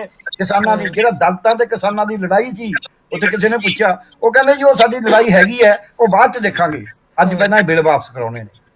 ਇਹ ਜਿਹੜਾ ਏਕਾ ਹੋਇਆ ਪੰਜਾਬ ਦਾ, ਜਿਹੜੀ ਪੰਜਾਬ ਦੀ ਇੱਜ਼ਤ ਹੋਈ ਹੈ, ਜਿੱਥੇ ਕਹਿੰਦੇ ਸੀ ਇਹ ਤਾਂ ਖਾਲਿਸਤਾਨੀ ਨੇ ਜੀ, ਹਾਂ ਖਾਲਸਾ ਏਡ ਤੱਕ ਨੂੰ ਤੁਸੀਂ ਮੈਨੂੰ ਦੱਸੋ ਵੀ ਖਾਲਸਾ ਏਡ ਵਾਲੇ ਕਿਵੇਂ ਖਾਲਿਸਤਾਨੀ ਨੇ? ਕੋਈ ਵੈਸੇ ਬਿਲਕੁਲ ਬਿਲਕੁਲ ਸਾਰੀ ਖਾਲਸਾ ਦੁਨੀਆ ਦੇ ਵਿੱਚ ਜੀ ਬਿਲਕੁਲ ਉਹਨਾਂ ਦੇ ਉੱਤੇ ਵੀ ਐਡਾ ਵੱਡਾ ਜਿੱਥੇ ਵੀ- ਮਤਲਬ ਜੇ ਉਹ ਮਦਦ ਵਾਸਤੇ ਹਾਂ, ਅੱਗੇ ਆਏ ਔਰ ਹਮੇਸ਼ਾ ਹਰ ਆਫਤਾਂ ਦੇ ਵਿੱਚ ਉਹਨਾਂ ਨੇ ਲੋਕਾਂ ਦੀ ਮਦਦ ਕੀਤੀ ਹੈ, ਜਦੋਂ ਵੀ ਮੈਂ ਕੁਦਰਤੀ ਕਹਿੰਦਾ ਆਫਤ ਦੁਨੀਆ ਕੋਈ ਦੇ ਵੀ ਆਈ ਹੈ। ਉਹ ਸ਼ਹੀਨ ਬਾਗ ਚ ਵੀ ਗਏ ਨੇ, ਉਹ ਰੋਹਿੰਗੀਆ ਦੀ ਵੀ ਮਦਦ ਬਿਲਕੁਲ, ਕਰਦੇ ਨੇ, ਬਿਲਕੁਲ, ਉਹ ਜਿਹੜਾ ਮਰਜ਼ੀ ਮੁਲਕ ਹੋਵੇ, ਧਰਮ ਬਿਲਕੁਲ। ਜਾਤ ਮੁਲਕ ਜੀ, ਸਾਰੇ ਕਿਤੇ ਬੋਲੀ, ਪਹੁੰਚੇ। ਨਸਲ, ਇਹ ਤੋਂ ਉੱਪਰ ਉੱਠ ਕੇ ਕਰਦੇ ਨੇ। ਅਰੇ ਬਾਬੇ ਨਾਨਕ ਦਾ ਜਿਹੜਾ ਹੈ, ਉਹ ਬਾਬੇ ਨਾਨਕ ਦੀ ਕਿਰਪਾ ਇਹ ਮੈਂ ਕਹੂੰਗਾ। ਜੀ। ਉਹ ਕਹਿੰਦੇ ਨੇ ਜਿੱਥੇ ਬਾਬਾ ਪੈਰ ਧਰੇ ਪੂਜਾ ਆਸਨ ਥਾਪਨ ਹੋਆ। ਇਹ ਬਾਬੇ ਦਾ ਪੈਰ ਧਰੇ ਵਾਲੀ ਗੱਲ ਹੈ। ਜਦ ਉੱਥੇ ਸਿੰਘ ਗਏ ਨੇ, ਅੱਜ ਜਦ ਉੱਥੇ ਪੰਜਾਬੀ ਗਏ ਨੇ, ਅੱਜ ਉੱਥੇ ਕੀ ਹੋਇਆ? ਉੱਥੇ ਰਹਿਰਾ ਸਾਹਿਬ ਦਾ ਪਾਠ ਹੋਇਆ ਬਿਲਕੁਲ ਅੰਦਰ ਮੀਟਿੰਗ ਚ, ਹੂੰ ਅਰਦਾਸ ਹੋਈ ਹੈ, ਵਿਛੜਿਆ ਰੂਹਾਂ ਦੀ ਅਰਦਾਸ ਵੀ ਅਰਦਾਸ ਕੀਤੀ ਕੀ ਗਈ ਹੈ? ਜੀ। ਸੋ ਦਰ ਕਿਹਾ ਸੋ ਘਰ ਕਿਹਾ, ਹੂੰ ਠੀਕ ਹੈ ਨਾ? ਫਿਰ ਅਰਦਾਸ ਕੀ ਕਹਿਣਾ? ਸਰਬੱਤ ਦਾ ਭਲਾ, ਜੀ ਬਿਲਕੁਲ ਚੜ੍ਹਦੀ ਕਲਾ। ਹੂੰ ਜਿਹੜਾ ਇਹ ਜਿਹੜੀ ਗੱਲ ਹੈ, ਅੱਜ ਸੰਗਤ 'ਚ ਬੈਠਣਾ ਪਿਆ ਉਹਨਾਂ ਨੂੰ, ਪੰਗਤ 'ਚ। ਜਿਹੜੇ ਮੰਤਰੀ 5 ਸਟਾਰ ਹੋਟਲਾਂ 'ਚ ਖਾਣਾ ਖਾਣ ਵਾਲੇ ਸੀ, ਅੱਜ ਉਹ ਪੰਗਤ 'ਚ ਆਏ ਨੇ। ਕੱਲ ਨੂੰ ਸੰਗਤ 'ਚ ਵੀ ਆਉਣਗੇ, ਉਹਨਾਂ ਨੂੰ ਆਉਣਾ ਪਏਗਾ, ਸੰਗਤ 'ਚ ਆਉਣਾ ਪਏਗਾ ਇਹ ਪੰਗਤ ਤੋਂ ਬਾਅਦ। ਬਿਲਕੁਲ ਇਸ ਅੰਦੋਲਨ ਦੇ ਵਿੱਚ ਹੋਰ ਦੇਖਣ ਦੀ ਲੋੜ ਹੈ। ਕਈ ਬੰਦੇ ਗਰਮ ਹੋ ਜਾਂਦੇ ਵੀ ਆਪਾਂ ਇੱਥੇ ਕੀ ਕਰਦੇ ਹਾਂ ਜੀ। ਇੱਕ ਹੁੰਦੀ ਹੈ ਰੇਸ 100 ਮੀਟਰ ਦੀ, ਇੱਕ ਹੁੰਦੀ ਹੈ ਮੈਰਾਥਨ। ਇਹ ਸਪੋਰਟਸਮੈਨ ਨੇ ਜਾਣਦੇ ਨੇ। ਜੀ 100 ਮੀਟਰ ਦੀ ਰੇਸ ਤੁਹਾਨੂੰ ਐ ਤੇਜ਼ੀ ਨਾਲ ਭੱਜਣੀ ਪੈਂਦੀ ਹੈ। ਜੇ ਤੁਸੀਂ 1 ਸਕਿੰਟ ਵੀ ਗਵਾ ਗਏ, ਰੇਸ ਗਈ। ਹੂੰ ਕੋਈ ਦਮ ਰੱਖਣ ਦੀ ਲੋੜ ਨਹੀਂ ਹੁੰਦੀ। ਹੂੰ ਮੈਰਾਥਨ ਦੇ ਵਿੱਚ ਤੁਸੀਂ ਤੇਜ਼ ਬਦਲੇ, ਫਿਰ ਤੁਸੀਂ ਲੂਜ਼ ਕਰੋਗੇ। ਮੈਰਾਥਨ ਤੁਸੀਂ ਤਾਂ ਲੰਮੀ ਦੌੜਾ ਹੋ। ਇਹ ਜਿਹੜਾ ਘੋਲ ਹੈ ਬਹੁਤ ਲੰਬਾ ਘੋਲ ਸੀ। ਜੀ ਅਜੇ ਹੋਰ ਬਿਲਕੁਲ ਪਤਾ ਨਹੀਂ ਕਿੰਨਾ ਲੰਬਾ ਹੋਵੇ। ਅੱਜ ਜੀ। ਜਦ ਮੰਤਰੀ ਨੇ ਆਖਿਆ ਕਿ ਤੁਸੀਂ ਚਲੇ ਜਾਓ ਵੀ ਐ ਤੁਹਾਡਾ ਉਹ ਹੋ ਜੂ, ਕਹਿੰਦੇ ਇਹ ਤਾਂ 6-6 ਮਹੀਨੇ ਦਾ ਰਾਸ਼ਨ ਲੈ ਕੇ ਆਇਆ, ਬਿਲਕੁਲ ਬਿਲਕੁਲ 6 ਮਹੀਨੇ ਤੱਕ ਬੈਠਣ ਨੂੰ ਤਿਆਰ ਆ। ਹੂੰ ਹਰਿਆਣੇ ਦੇ ਵਿੱਚੋਂ ਤੁਸੀਂ ਮੰਨੋਗੇ, ਹਰਿਆਣੇ ਦੇ ਵਿੱਚੋਂ 2 ਲੱਖ ਲੀਟਰ ਦੁੱਧ ਰੋਜ਼ ਜਾ ਰਿਹਾ ਹੈ। 90 ਲੱਖ ਰੁਪਏ ਦਾ ਹੋ ਗਿਆ। ਜੀ ਸਿੰਘੂ ਬਾਰਡਰ ਦੇ ਉੱਤੇ ਜਦ ਇੱਕ ਬੁਲਾਰਾ ਬੋਰਡ ਕਹਿੰਦਾ 5-7 ਮਿੰਟ ਦਿੰਦੇ ਨੇ ਹਰ ਇੱਕ ਬੁਲਾਰੇ ਨੂੰ। ਉਦੋਂ ਬਾਅਦ ਜਦੋਂ ਗਿਣਦੇ ਨਹੀਂ ਪੈਸੇ ਕਿੰਨੇ ਆ ਗਏ, ਕਦੇ 50,000 ਇਕੱਠਾ ਹੋਇਆ ਹੁੰਦਾ, ਕਦੇ 60,000, ਕਦੇ ਲੱਖ। 5 ਮਿੰਟਾਂ ਚ ਇਹ ਇੱਥੋਂ ਪੈਸਾ ਆ ਰਿਹਾ ਹੈ। ਲੋਕ ਆਪਦੇ ਕੱਢ ਕੇ ਸਾਰਾ ਕੁਝ ਦੇ ਰਹੇ ਨੇ। ਵਿਆਹ ਲਾਓ, ਇੱਧਰੋਂ ਲਾਓ, ਦਿੱਲੀ ਜਾ ਕੇ ਦੇ ਰਹੇ ਨੇ, ਬਾਹਰ ਜਾ ਕੇ ਦੇ ਰਹੇ ਨੇ। ਬਾਹਰਲੇ ਕੋਈ ਐ ਨਹੀਂ ਹੈ ਵੀ ਕੋਈ ਫੈਰਾ ਦਾ ਨੂੰ ਉਲੰਘਣ ਕਰਕੇ ਦੇ ਰਹੇ ਨੇ। ਸੋ ਇਹਨਾਂ ਨੇ ਇਹ ਵੀ ਜ਼ੋਰ ਲਾ ਲਿਆ ਕਿ ਤੁਹਾਨੂੰ ਬਾਹਰੋਂ ਪੈਸਾ ਕਿੱਥੇ ਆਉਂਦਾ ਹੈ, ਅਸੀਂ ਉਹ ਦੇਖਾਂਗੇ, ਅਸੀਂ ਛਾਪੇ ਮਾਰਾਂਗੇ। ਇਹਨਾਂ ਨੇ ਕਸਰ ਕੋਈ ਨਹੀਂ ਛੱਡੀ। ਇਹ ਆਪਾਂ ਭੁਲੇਖਾ ਨਾ ਰੱਖੀਏ। ਹੁਣ ਵੀ ਸਾਨੂੰ ਇਹ ਗੱਲ ਤੇ ਯਕੀਨ ਹੋਣਾ ਚਾਹੀਦਾ ਹੈ, ਕਿਉਂਕਿ ਜਦ ਬਾਰ-ਬਾਰ ਇੱਕ ਸਾਡਾ ਇਤਿਹਾਸ ਹੈ ਧੋਖੇ ਖਾਣ ਦਾ। ਅਨੰਦਪੁਰ ਸਾਹਿਬ ਦੇ ਵਿੱਚ ਧੋਖਾ ਕਿਹਨੇ ਦਿੱਤਾ ਸੀ? ਗਊਆਂ ਅੱਗੇ ਕਿਹਨੇ ਲਾਈਆਂ ਸੀ? ਤੇ ਗੁਰੂ ਸਾਹਿਬ ਜਦ ਛੱਡੇ ਸੀ, ਫਿਰ ਭੱਠਾ ਸਾਹਿਬ ਆ ਕੇ ਲੜਾਈ ਕਰਨੀ ਕਿਉਂ ਪਈ? ਚਮਕੌਰ ਸਾਹਿਬ ਵਿੱਚ ਕਿਉਂ, ਚਮਕੌਰ ਦੀ ਗੜੀ 'ਚ ਕਿਉਂ ਲੜਾਈ ਕਰਨੀ ਪਈ? ਪਰ ਇਹਨਾਂ ਨੂੰ ਪਤਾ ਨਹੀਂ ਵੀ ਪੋਹ ਦੇ ਮਹੀਨੇ 'ਚ ਜਿਹੜੀ ਇਹ ਲੜਾਈ ਹੈ ਨਾ, ਇਹ ਪੋਹ ਦੇ ਮਹੀਨੇ 'ਚ ਲੜਾਈ ਤਪ ਹੈ ਸਾਡੇ ਵਾਸਤੇ। ਬਿਲਕੁਲ ਪੋਹ ਦੇ ਮਹੀਨੇ ਦੇ ਵਿੱਚ ਮਾਛੀਵਾੜੇ ਦੇ ਜੰਗਲਾਂ 'ਚ ਪੈਣਾ ਜਾਣਦੇ ਆ। ਯਾਰ ਇਹਦਾ ਸਾਨੂੰ 70 ਚੰਗੇ ਰਾਹ ਅਸ ਖੇੜਿਆਂ ਦਾ ਰਹਿਣਾ। ਬਿਲਕੁਲ ਪੋਹ ਦੇ ਮਹੀਨੇ ਦੇ ਵਿੱਚ ਗੁਰੂ ਕਹਿੰਦਾ ਵੀ ਕੋਈ ਗੱਲ ਨਹੀਂ, ਜੇ ਮੇਰੇ ਖਾਲਸੇ ਨੇ ਮੈਨੂੰ ਖਾਲਸਾ ਹੁਕਮ ਕਰਦਾ ਗੁਰੂ ਨੂੰ ਵੀ ਤੁਸੀਂ ਬਾਹਰ ਜਾਓ, ਜਾਣਾ ਤੁਸੀਂ, गुरु मंद है। तो संगत ऊपर इन्हीं की कृपा से सजे हैं हम, नहीं तो मोह सो गरीब करोड़ पड़े हैं। ये पौधे महीने ने सानू दिता है। बिल्कुल सर, पौधे महीने ने सानू दिता है भी 7 ते 9 साल दी जेड़ी जिंद है वो भी सिर नहीं चकांदी जी, बिल्कुल सिर नहीं चकांदे, जावांगे कोई गल नहीं। सो इस करके ਉਹਦੇ ਵਿੱਚ ਹੀ ਜੇ ਅਸੀਂ ਦੇਖੀਏ ਦੀਵਾਨ ਟੋਡਰਮਲ ਸਭ ਤੋਂ ਮਹਿੰਗੀ ਜਗ੍ਹਾ ਜੇ ਦੁਨੀਆ 'ਚ ਵਿਕੀ ਹੈ जी ਦੀਵਾਨ ਟੋਡਰਮਲ ਨੇ ਖਰੀਦੀ ਆ। हाँ जी बिल्कुल। ਸੋ ਇਸ ਕਰਕੇ ਜਿੰਨੇ ਅਸੀਂ ਦੇਖਦੇ ਹਾਂ ਕਿੱਥੇ ਰੰਗੇਟੇ ਗੁਰੂ ਕੇ ਬੇਟੇ, ਉਹਦੇ ਮਹੀਨੇ ਸ਼ਹੀਦੀ ਹੁੰਦੀ ਆ ਗੁਰੂ ਤੇਗ ਬਹਾਦਰ ਜੀ ਦੀ। ਮਤਲਬ ਕੁੱਲ ਮਿਲਾ ਕੇ ਕੇਂਦਰੀ ਮੰਤਰੀਆਂ ਨੂੰ ਇਹਨਾਂ ਦਿਨਾਂ ਦੇ ਵਿੱਚ ਇਤਿਹਾਸ ਨੂੰ ਫਿਰ ਤੋਂ ਦੁਬਾਰਾ ਫਰੋਲਣ ਦੀ ਲੋੜ ਹੈ, ਉਹਨਾਂ ਨੂੰ ਪੜ੍ਹਨ ਦੀ ਲੋੜ ਹੈ, ਸ਼ਾਇਦ ਉਹ ਭੁੱਲ ਚੁੱਕੇ ਨੇ। ਜੀ ਬਿਲਕੁਲ। ਪੰਜਾਬ ਦਾ ਇਤਿਹਾਸ ਕਿਹੋ ਜਿਹਾ? ਪੰਜਾਬ ਨੇ ਦੇਸ਼ ਨੂੰ ਪਹਿਲਾਂ ਵੀ ਲੀਡ ਕਰਿਆ, ਐਮਰਜੈਂਸੀ 'ਚ ਵੀ ਲੀਡ ਕਰਿਆ, ਆਜ਼ਾਦੀ 'ਚ ਵੀ ਲੀਡ ਕਰਿਆ, ਹੁਣ ਬਾਰਡਰ ਤੇ ਵੀ ਲੀਡ ਕਰ ਰਹੇ ਨੇ, ਖੇਤੀ 'ਚ ਵੀ ਲੀਡ ਕਰ ਰਹੇ ਨੇ। ਬਿਲਕੁਲ। ਆ ਹੁਣ ਡੈਮੋਕ੍ਰੇਸੀ ਨੂੰ ਬਹਾਲ ਕਰਨ ਵਾਸਤੇ, ਜੀ ਬਿਲਕੁਲ, ਜਾਤ ਪਾਤ ਦੇ ਨਾਂ ਤੇ ਧਰਮ ਦੇ ਨਾਂ ਦੇ ਉੱਤੇ ਵੰਡੀਆਂ ਪਾਉਣ ਨੂੰ ਰੋਕਣ ਵਾਸਤੇ ਵੀ ਪੰਜਾਬ ਲੀਡ ਕਰ ਰਿਹਾ, ਬਾਕੀ ਸਾਰੇ ਨਾਲ ਰਹੇ ਨੇ। ਦੇਸ਼ ਦੇ ਵਿੱਚ ਨਵਾਂ ਇਤਿਹਾਸ ਸਿਰਜਿਆ ਜਾਏ। ਜੀ ਬਿਲਕੁਲ।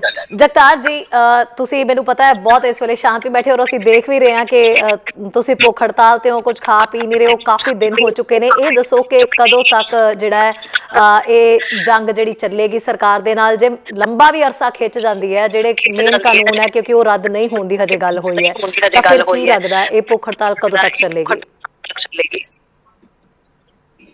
ਅਸੀਂ ਜਿਸ ਦਿਨ ਭੁੱਖ ਹੜਤਾਲ ਤੇ ਬੈਠੇ ਸੀਗੇ ਉਸ ਦਿਨ ਸਾਨੂੰ ਇੱਕ ਅਹਿਸਾਸ ਹੋ ਗਿਆ ਕਿ ਅਸੀਂ ਜਿੱਤ ਗਏ ਹਾਂ। ਅਸੀਂ ਮਤਲਬ ਕਿ ਜੋ ਅਸੀਂ ਪ੍ਰਣ ਕੀਤਾ ਹੈ, ਅਸੀਂ ਇਹ ਬਿੱਲਾਂ ਦੇ ਨਾਲ ਹੀ ਬਿੱਲ ਖਤਮ ਕਰਕੇ ਅਸੀਂ ਘਰ ਨੂੰ ਜਾਣਾ ਹੈ। ਅਸੀਂ ਠੰਡ ਜ਼ਿੰਦਗੀ ਦੇ ਵਿੱਚ ਅਸੀਂ ਫੀਲ ਨਹੀਂ ਕੀਤਾ। ਮੈਨੂੰ ਪੋਹ ਦੇ ਮਹੀਨੇ ਦਾ ਜੀ ਪਹਿਲਾਂ ਸਾਹਿਬਜ਼ਾਦਿਆਂ ਦਾ ਜਦ ਜੋੜ ਮੇਲਾ ਆਉਂਦਾ ਸੀਗਾ, ਸਰਦੀ ਬਾਰੇ ਇੱਕ ਗੱਲ ਜ਼ਰੂਰ ਹੁੰਦੀ ਸੀ ਵੀ ਇੰਨੀ ਠੰਡ ਪੈਂਦੀ ਸੀਗੀ, ਮਾਤਾ ਗੁਜਰੀ ਤੇ ਛੋਟੇ ਸਾਹਿਬਜ਼ਾਦੇ ਹੁੰਦੇ ਠੰਡੇ ਬੁਰਜ 'ਚ ਕਿਵੇਂ ਰਹਿੰਦੇ ਹੁੰਦੇ ਸੀਗੇ। ਅੱਜ ਜੀ ਸਾਡੇ ਕੋਲ ਟੈਂਟ ਲੱਗਿਆ ਹੋਇਆ ਜੀ, ਟੈਂਟ ਦੇ ਇੰਨੀ ਠੰਡ ਬਹੁਤ ਜ਼ਿਆਦਾ ਹੈ ਤੇ ਠੰਡੀਆਂ ਹਵਾਵਾਂ ਚੱਲਦੀਆਂ ਨੇ ਤੇ ਮੂਹਰੇ ਵਿੱਚੋਂ ਇੱਕੋ ਇੱਕ ਚੀਜ਼ ਨਿਕਲਦੀ ਆ, ਵਾਹਿਗੁਰੂ ਵਾਹਿਗੁਰੂ ਵਾਹਿਗੁਰੂ। ਹੁਣ ਸਾਡੇ ਕਿਸਾਨ ਭਰਾ ਜੀ ਟਰਾਲੀਆਂ ਦੇ ਥੱਲੇ ਸੁੱਤੇ ਪਏ ਨੇ। ਹਾਂ, ਮੈਨੂੰ ਕਿਤੇ ਨਾ ਕਿਤੇ ਇੱਕ ਲੱਗਦਾ ਵੀ ਇਸ ਅੰਦੋਲਨ ਨੇ ਜਿਹੜਾ ਸਾਡੇ ਨੁਕਸਾਨ ਕੀਤੇ ਨੇ ਉਹ ਤਾਂ ਕੀਤੇ ਨੇ, ਕਿਤੇ ਨਾ ਕਿਤੇ ਸਾਡੇ ਸਿਰ ਵੀ ਉੱਚੇ ਕੀਤੇ ਨੇ ਜੀ। ਬਿਲਕੁਲ। ਹੁਣ ਪਹਿਲਾਂ ਤਾਂ ਪੰਜਾਬ ਨੂੰ ਇੱਕ ਨਸ਼ੀੜੀ ਪੰਜਾਬ ਕਹਿਣ ਲੱਗੇ ਸੀ ਲੋਕ, ਕਿਤੇ ਨਾ ਕਿਤੇ ਸਾਡੀ ਇਮੇਜ ਬਹੁਤ ਡਾਊਨ ਹੋ ਰਹੀ ਸੀਗੀ। ਅੱਜ ਸਾਡੇ ਯੂਥ ਵਾਲੇ ਮੁੰਡੇ ਜਿੰਨੇ ਵੀ ਹੈਗੇ, ਮੈਨੂੰ ਕੋਈ ਨਸ਼ੀੜੀ ਨਹੀਂ ਮਿਲਿਆ ਜੀ, ਕੋਈ ਨਸ਼ੀੜੀ ਨਹੀਂ ਹੈਗਾ, ਸਾਰੇ ਤਕੜੇ ਨੇ।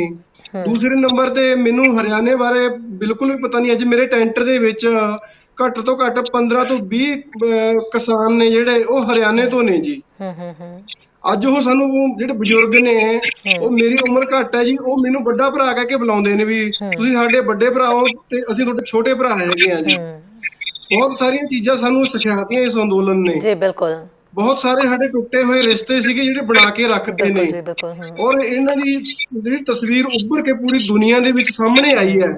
ਉਹ ਜਿਹੜੇ ਮਾੜੇ ਲੋਕ ਸੀਗੇ, ਜਿਵੇਂ ਨੋਟਬੰਦੀ ਕੀਤੀ ਗਈ ਸੀਗੀ, ਨੋਟਬੰਦੀ ਦੇ ਵਿੱਚ ਕਿਸੇ ਨੇ ਕੋਈ ਅੰਦੋਲਨ ਨਹੀਂ, ਕੋਈ ਆਵਾਜ਼ ਨਹੀਂ ਚੱਕੀ ਹੈਗੀ। ਜਿਹੜੇ ਉਹਦੇ ਉਪਰੰਤ ਦੇਸ਼ ਦੀ ਰੀੜ੍ਹ ਦੀ ਹੱਡੀ ਟੁੱਟ ਗਈ ਸੀ, ਸਾਡਾ ਦੇਸ਼ ਗੋਡਨੇ ਪਰ ਆ ਗਿਆ ਸੀਗਾ। ਫਿਰ 370, ਫਿਰ ਬਹੁਤ ਸਾਰੀਆਂ ਹੋਰ ਸੀਗੇ ਜਿਹੜੇ ਇਹਨਾਂ ਨੇ ਘਰੇ ਬੈਠ ਕੇ ਜੋ ਚੀਜ਼ਾਂ ਬਣਾਏ ਨੇ ਇਹਨਾਂ ਨੇ। ਹੁਣ ਪੈ ਗਿਆ ਇਹਨਾਂ ਦਾ ਬਾਹ ਵਾਸਤਾ ਪੰਜਾਬੀਆਂ ਨਾਲ। ਬਿਲਕੁਲ।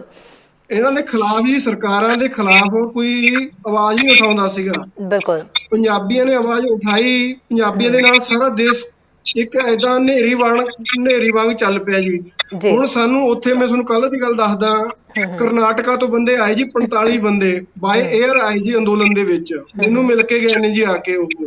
वो कहने भाई आप डटे रहो, आपका तो हमने वीडियो देखा था, इतना हौसला हो गया, हम तो पैदल भी चल कर आ जाते, अगर पैदल आते जाते तो आप जंग जीत जाते। वो ਏਦਾਂ ਦੀਆਂ ਗੱਲਾਂ ਉਹ ਕਰਦੇ ਨੇ ਜੀ। ਮਤਲਬ ਕਿ ਇੱਕ ਚੀਜ਼ ਸੋਚੋ, ਮੈਂ ਰਾਤ ਨੂੰ ਬੈਠ ਕੇ ਇੱਕ ਚੀਜ਼ ਸੋਚਦਾ ਵੀ ਇਹ ਧਰਤੀ ਹੈ ਜਿਹੜੀ, ਜਿਹਨੂੰ ਮੈਂ ਸਿੰਘ ਬਾਰਡਰ ਕਹਿਣਾ, ਇਸ ਧਰਤੀ ਨੇ ਅੱਜ ਪੈਸੇ ਦੀ ਇੱਕ ਵੈਲਿਊ ਖਤਮ ਕਰਕੇ ਰੱਖਤੀ ਹੈ ਜੀ। ਬਿਲਕੁਲ। ਜਗਤਾਰ ਆਪਣੇ ਕੋਲ ਵਕਤ ਬਹੁਤ ਥੋੜਾ ਰਹਿ ਗਿਆ, ਇਸੇ ਹੀ ਗੱਲ ਦੇ ਵਿੱਚ ਤੁਸੀਂ ਆਪਣਾ ਮੈਸੇਜ ਵੀ ਜਿਹੜਾ ਦੇਣਾ ਚਾਹੁੰਦੇ ਹੋ ਉਹ ਵੀ ਦੇ ਦਿਓ ਬਹੁਤ ਘੱਟ ਸ਼ਬਦਾਂ ਦੇ ਵਿੱਚ।